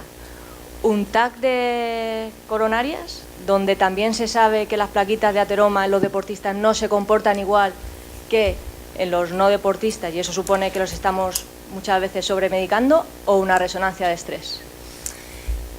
Si es muy joven y sospechas que no va a tener nada de calcio, un TAC de coronarias. A poco que sospeches, quiero decir, si tienes 20, 25, 30 años, o si te estás metiendo en mediana edad, por encima de 40, 45 años, para una resonancia. Quería preguntar si la T invertida la considerás sinónimo de resonancia hoy en día. Pues... Ya sé, es picante, pero lo tenía que hacer. Pues mira, si te lees la bibliografía, ¿no? La onda T invertida en la cara inferior es patológica, ¿no? Pero la verdad es que los que se dedican, los que vemos muchos deportistas, encontramos muchas, por lo menos en D3. Entonces, para mí D3 no, porque si no tendría que hacer resonancia a todos. Entonces, V4, V5 y V6, pues la verdad es que sí que es patológica. Ahora, una ecografía, la verdad es que como la mayoría les hacemos ecografías, pues siempre te queda un poquito la tranquilidad. Test negativas D2, D3 y AVF son muy frecuentes en el deportista y para nada hay que sospechar que pueda tener una miocardiopatía. Tampoco las test negativas de V1 o V3. O sea, ya me voy más lejos todavía, que pueden ser adaptación al deporte. O sea, hay que valorarlo en el contexto. Claro, pero V4, clínico. V5, pues ahí ya... V4 y V5, depende. O sea, vamos a ver, porque si no vamos a crear una cantidad de enfermos que vamos a aterrorizar a la población. O sea, tiene que estar valorado en un contexto clínico. O sea, primero vamos a ser sensatos, vamos a ser lógicos, vamos a ser coherentes con la clínica y vamos a valorar si esas alteraciones de la repolarización tienen que ver o no con adaptación al deporte, porque es que si no vamos a crear enfermos donde no lo hay. O sea, tú imaginaros el caso que hay esa test negativa y, oh sorpresa, encontramos fibrosis, una pequeña zona de fibrosis, totalmente asintomático, no tiene ningún problema. ¿Qué hacemos? Pensamos que a futuro va a tener arritmias. Vamos, yo de eso veo todos los días y no sabéis los entuertos que tengo que quitar en mi consulta privada, y en el consejo, porque claro, me lo tachan de enfermo a gente que no lo son. La fibrosis puede dar arritmia, pero no toda fibrosis es sugestivo de miocardiopatía.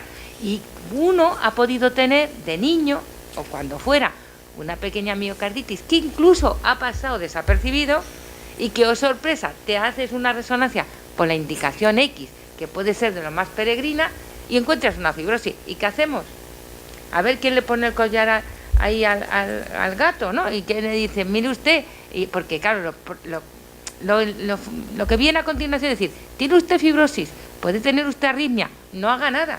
Vamos a ver, que estamos creando enfermos donde no lo hay. O sea, que las técnicas cada día nos dan más información. Y yo, no sabéis lo que os agradezco, todas estas nuevas técnicas de imagen, cómo nos ayudáis. Pero tenemos que hacerlo con sentido común, en el contexto clínico, porque si no, hacemos eso. Ya os digo que las test negativas tienen su indicación. Y hay test negativas, mira, lo importante es saber interpretar el electro. No toda T negativa es la misma. Hay test negativas que cambian, que son consecuencia de vagotonía y de adaptación. Y no os digo más, cuando el ventrículo derecho se está adaptando al deporte, y es la primera fase de adaptación al ejercicio, aparecen test negativas. Y no sabéis qué grandes, y qué pinta de feas, y que luego desaparecen. Claro, si a todos esos que vienen de equipos que no están en alta competición y llegan al consejo y cuando se les mete caña empiezan a tener test negativas, le decía, bueno, no ganabais vosotros para estar todo el día trabajando para mí, haciendo resonancias. O sea, no sé cómo deciros, vamos a ser sensatos, vamos a ser coherentes, vamos a sentar el sentido clínico, no lo perdamos nunca, sentido clínico. Y en ese sentido clínico luego ya nos dedicamos a hacer todas las pruebas. La última presentación de la mesa, de la doctora Marta Ortega, del Servicio de Arritmias y Electrofisiología Pediátrica del Hospital de la Paz, aquí en Madrid, que nos va a hablar de las pruebas de electrofisiología en la muerte súbita pediátrica. Hola, bueno, buenos días a todos. Yo quería agradecer tanto a la Fundación COES como a la Asociación Española contra la Muerte Súbita por haberme invitado a participar de forma activa en este congreso. Y bueno, voy a hablar del papel que tiene la electrofisiología en la muerte súbita pediátrica. La electrofisiología pues, es la ciencia que estudia pues, el ritmo cardíaco, las arritmias y, bueno, por lo tanto, la electricidad del corazón. Y, bueno, como sabéis, o si no lo sabéis lo cuento, en muchas de las causas de muerte súbita, la gran mayoría de ellas, pues se deben a que por diversas razones el corazón pues empieza con una arritmia maligna ventricular que le lleva a un compromiso hemodinámico y a un fallo cardíaco y fallecimiento. Entonces, bueno, yo lo que quiero aportar con la charla, los objetivos de la charla es un poco ver si realmente existen pruebas diagnósticas o pronósticas a nivel electrofisiológico que nos puedan ser útiles y si existen herramientas electrofisiológicas también terapéuticas, ¿no?, en este aspecto. Y bueno, un poco, aunque ya se ha comentado por encima, poner en contexto un poco la muerte súbita pediátrica. Tiene pues esa incidencia, ¿vale? Es verdad que en niños deportistas de alto rendimiento pues en alguna serie pues es un poquito mayor.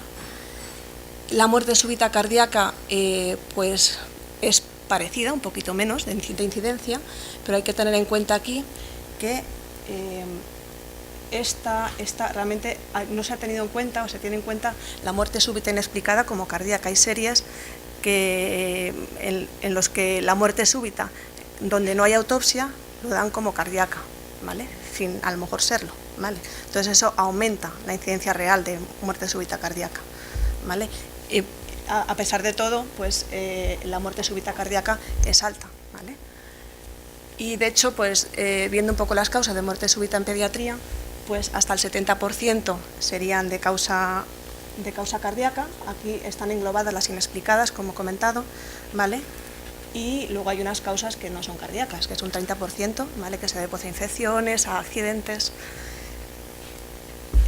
Si vemos la distribución por edad, pues tenemos un pico de incidencia en menores de un año, que sería una entidad distinta, que es la muerte súbita del lactante, ¿vale?, es una entidad completamente distinta, y sí que va a aumentar esa muerte súbita a medida que aumentamos en edad, en adolescentes y bueno, pacientes jóvenes, ¿vale? Y en cuanto a qué distribución y qué patología predomina cardíaca dentro de la muerte súbita pediátrica cardíaca, pues tendríamos pues distintos grupos: enfermedades eléctricas primarias, miocardiopatías, enfermedad coronaria, enfermedades congénitas, ¿vale? Y si vemos, pues hay una predominancia del sexo masculino, y luego si vemos por edades, pues en niños pequeños van a predominar las causas congénitas, en niños ya pues en la infancia y adolescencia predominan las causas, las miocardiopatías y las enfermedades eléctricas primarias, ¿vale? Y luego ya en pacientes más mayores ya volvemos otra vez a la enfermedad coronaria. También decir que a menor edad hay mayor incidencia, mayor proporción de esas causas de muerte súbita que se deben a causas inexplicadas. Y que si pasamos a grupo de atletas, ¿vale? Pues sí que hay distintas series, pero sí que ya Marón en el 2009 comenta pues que, bueno, se ve en su serie que la miocardiopatía hipertrófica pues tiene una especial relevancia, la hipertrófica y la enfermedad coronaria. Entonces, bueno, teniendo esto en cuenta, volvemos otra vez a la pregunta: ¿y qué papel tiene la electrofisiología aquí? Pues lo que me he comentado antes, realmente son pacientes en principio sanos o no sanos, pero bueno, que tienen un ritmo normal y que por distintas condiciones, por distinta patología subyacente, pues se origina una arritmia ventricular, que puede ser una taquicardia ventricular, tipo torsade, como la que tenéis ahí, relacionada o asociada al QT largo, otro tipo de arritmia ventricular que degenere en un ritmo caótico, la fibrilación ventricular, y que lleve a la muerte súbita, ¿vale? ¿Qué herramientas diagnósticas tenemos a este nivel? ¿Qué tratamiento? ¿Tenemos algún tratamiento curativo o preventivo? Pues yo he traído varios casos, que a lo mejor son más ilustrativos, son casos reales, pues de distinta patología, ¿vale? Este es un paciente de 15 años que tuvo una muerte súbita, que se reanimó pues, en una urgencia hospitalaria, y este es el registro que se tuvo del electro, una taquicardia pues, de QRS muy ancho, regular. El paciente pues, salió con una cardioversión eléctrica. Es verdad que lo primero que vemos es el electro, que ya está alterado. Sabemos que es un paciente intervenido y vemos pues, que aquí en el ecocardiograma pues, hay una dilatación y una sobrecarga de ventrículo derecho. En la resonancia vemos que el ventrículo derecho está dilatado y disfuncionante, ¿vale?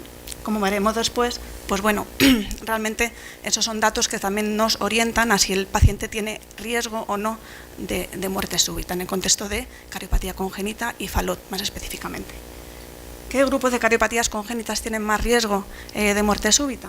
Pues los pacientes que se han intervenido y que tienen una cicatriz en el ventrículo, propiamente, porque ya van a tener ahí una fibrosis, que son principalmente la tetralogía de Fallot, y pacientes que tengan disfunción ventricular, pues porque son pacientes con pues una estenosis aórtica, por ejemplo, ventrículos únicos, que pueden llevar en su evolución que el corazón se contraiga peor y que disfuncione. También la presencia de arritmias, aunque sean auriculares, también orientan a que son pacientes que son propensos a poder tener una arritmia ventricular que le lleve a una muerte súbita. De hecho, en este paciente, si cogíamos la historia clínica de este paciente, sí que había documentado previamente arritmias auriculares tipo Flutter, ¿vale? Ya previamente. Y luego, pues en cuanto a estratificar qué riesgo tienen de muerte súbita dentro de los pacientes con cardiopatía congénita, pues se tienen en cuenta tanto datos demográficos como datos hemodinámicos de disfunción ventricular que se tienen por imagen, principalmente resonancia, y luego los datos electrofisiológicos que serían propiamente los que obtenemos con el electro de QRS ensanchado, pero también nos tiene un papel la inducibilidad de arritmias en el estudio electrofisiológico. ¿Qué es el estudio electrofisiológico? Es una técnica en la que por un catéter se mete al corazón y estimulando se inducen arritmias. Si hay una inducción positiva, eso es que es un estudio electrofisiológico positivo, y en este contexto de tetralogía de Fallot pues puede tener un valor pronóstico, ¿vale? De hecho, ¿qué tratamiento hay? El implante de desfibrilador. Está claro que habría que implantar un desfibrilador cuando el paciente ha tenido una muerte súbita, sería una indicación por prevención secundaria. Cuando no ha tenido una muerte súbita, pues es la indicación por prevención primaria en pacientes a lo mejor asintomáticos, en los que habría que valorar si hay presencia de algún otro factor de riesgo, lo que hemos comentado antes, la inducibilidad de arritmias en el estudio electrofisiológico, si hay disfunción ventricular, ¿vale? Siempre se individualizan, El papel de la ablación, pues cuando hay una arritmia que se documenta que puede ser tratable por catéter, haciendo un cateterismo, pues se realiza. Pero si estamos ante un paciente con alto riesgo de tener muerte súbita o tenemos una arritmia rápida ya registrada, pues realmente el hacer la ablación no te va a evitar el implante de desfibrilador. O sea, se podría hacer la ablación además de implantar el desfibrilador, ¿vale? Para quitar la carga rítmica que pueda tener ese paciente, ¿vale? Entonces aquí volvemos a esto, en pacientes con cardiopatía congénita, ¿qué herramientas diagnósticas tenemos? Pues la básica que todo el mundo conoce, el electrocardiograma nos da la máxima información y luego en este contexto el estudio electrofisiológico que hemos comentado, tiene también un papel de cara a estratificar el riesgo de cuál paciente se beneficiaría o no de un desfibrilador. Y lo que comentaba antes, el desfibrilador preventivo y la ablación, ¿vale?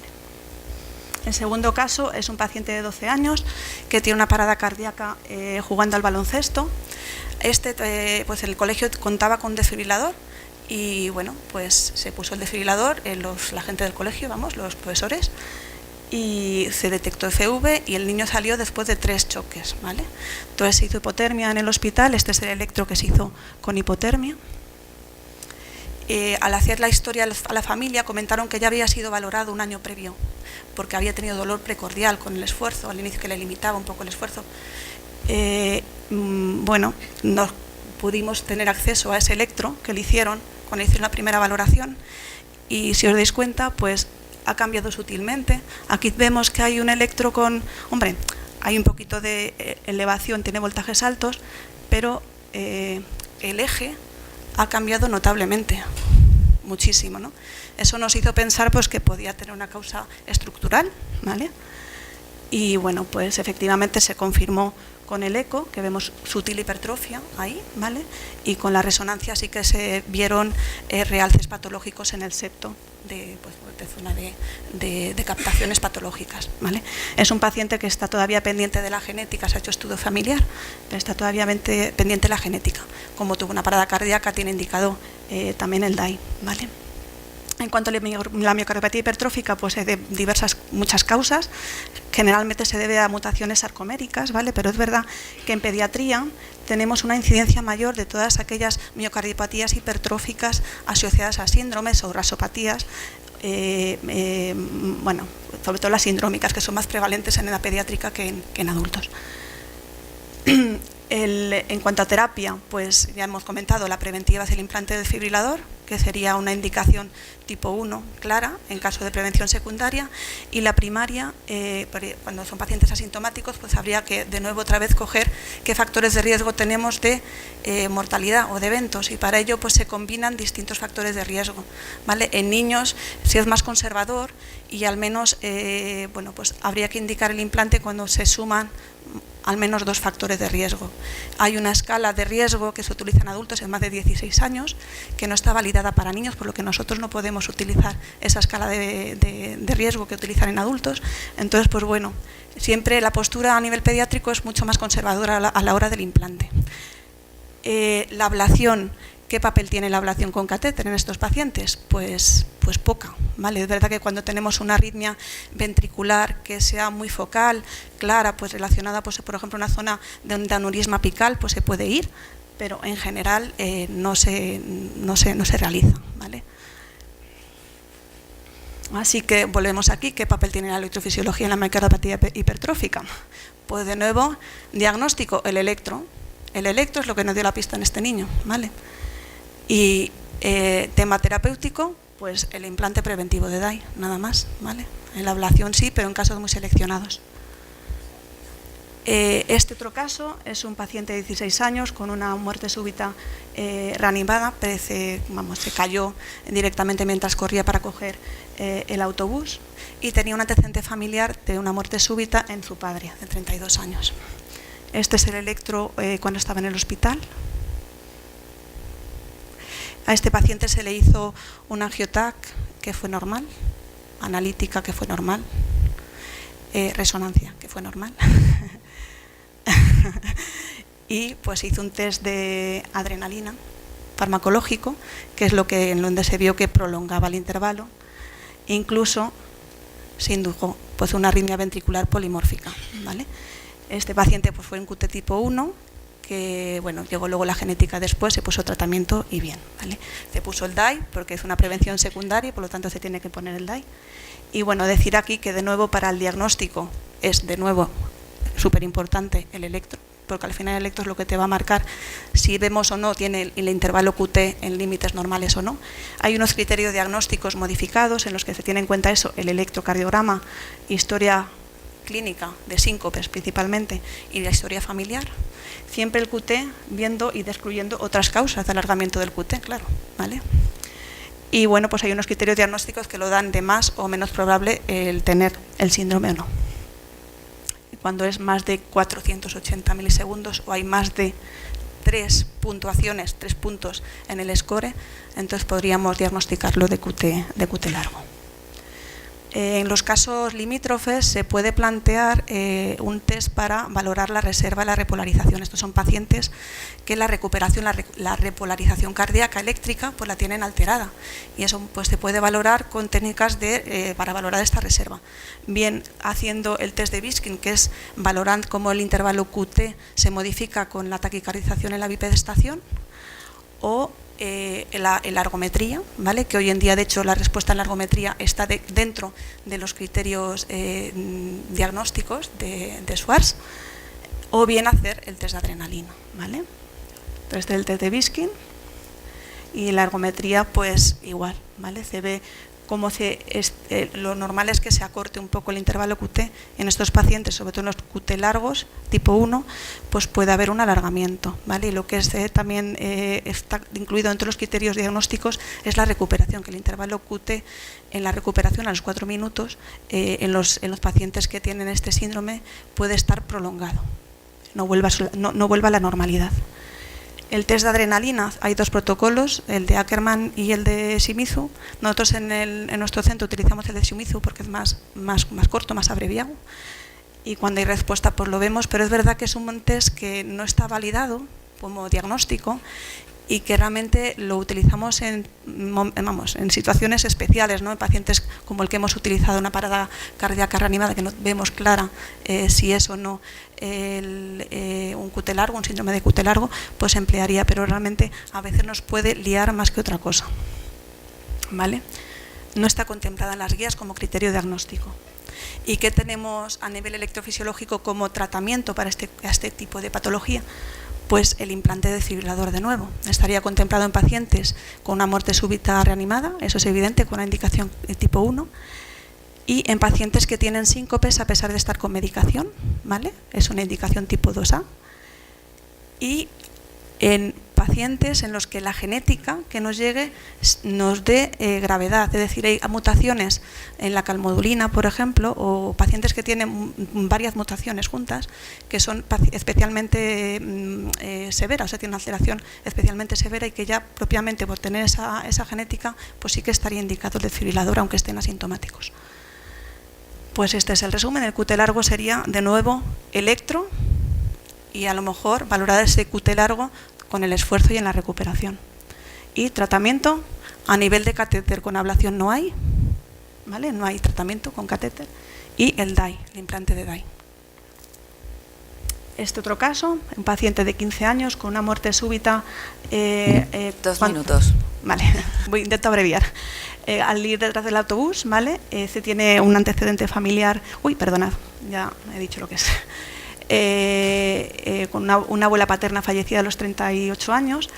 En este paciente, pues el electro que veis aquí era normal. Se hizo pruebas, pues igual TAC coronario normal, resonancia normal, analíticas normales, y se le puso el DAI, ¿vale? Pero no se sabía por qué. La verdad es que como luego clínicamente refirió palpitaciones en algún momento que no te quedaba reflejado en la interrogación del desfibrilador, se le hizo una prueba de esfuerzo y se vio cómo con la prueba de esfuerzo pues teníamos una arritmia ventricular polimórfica que es diagnóstica de la taquicardia ventricular polimórfica catecolinérgica. Y bueno, eso es una entidad que se diagnostica por el electro con el esfuerzo o bien con genética. El estudio electrofisiológico realmente no tiene un papel aquí, ¿vale? Y el tratamiento a nivel eléctrico también sería el implante de desfibrilador en pacientes con parada cardíaca o pacientes que tengan eventos clínicos a pesar de estar con medicación bien puesta. ¿Vale? Me lo resumo aquí. Y luego 2 pinceladas del síndrome de Brugada, que no he traído caso, pero realmente bueno, es una canalopatía, alteración eléctrica primaria del corazón que se debe a una mutación en canal de sodio y que se diagnostica eléctricamente con este patrón que veis aquí, patrón tipo 1, ¿vale? Que veis aquí, siempre que se excluye otras causas, esta elevación del ST, que puede ser pues, a lo mejor una pericarditis, puede haber esa elevación, pero excluyendo eso, pues este sería el patrón diagnóstico propiamente. Se puede, en pacientes que tienen historia familiar, se puede hacer un test farmacológico para tratar de desenmascarar este patrón diagnóstico, ¿vale? Y se hace pues con fármacos bloqueantes de sodio, con agmalina o con flecainida. La estratificación de riesgo en estos pacientes pues es clínica y cuando hay un patrón electrocardiográfico espontáneo tipo 1, eso pues bueno, esos pacientes que tienen patrón espontáneo tienen tienen una presentación peor o peor evolución.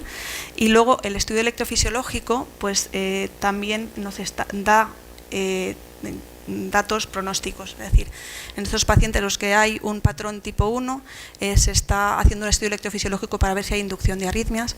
Si hay inducción de arritmias o hay periodos refractarios ventriculares cortos, pues son pacientes con mayor riesgo, ¿vale?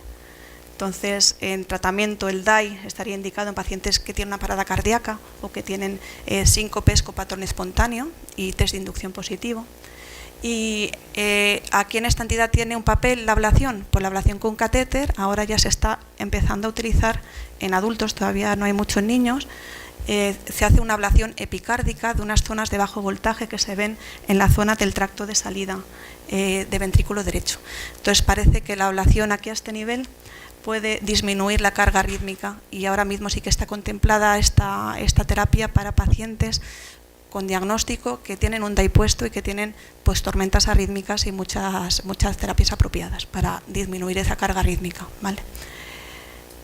Bueno, este es el resumen del QT largo, realmente herramienta diagnóstica que electro, de nuevo otra vez, y electro con el test farmacológico en este caso, ¿vale?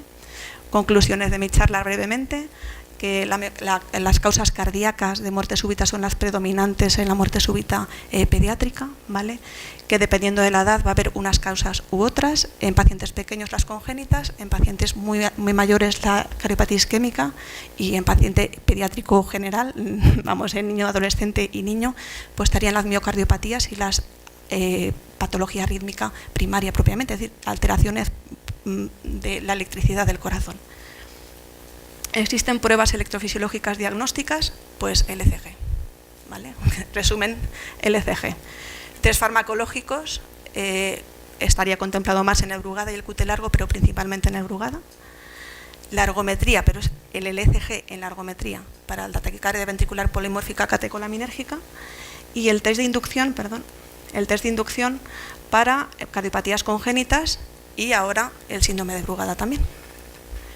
Herramientas terapéuticas, pues sería el implante, la ablación solamente en caso de cardiopatías congénitas, ahora el síndrome de Brugada y en casos muy seleccionados de miocardiopatía hipertrófica, y el DAI como herramienta preventiva mejor, ¿vale? Que sería en pacientes con muerte súbita abortada o taquicardia ventricular hemodinámicamente significativa, eso sí que sería una clase 1, y luego de forma muy seleccionada, cuando reúnen distintos factores de riesgo, en prevención primaria pues también podría estar contemplado en algunos casos. Bueno, muchas gracias.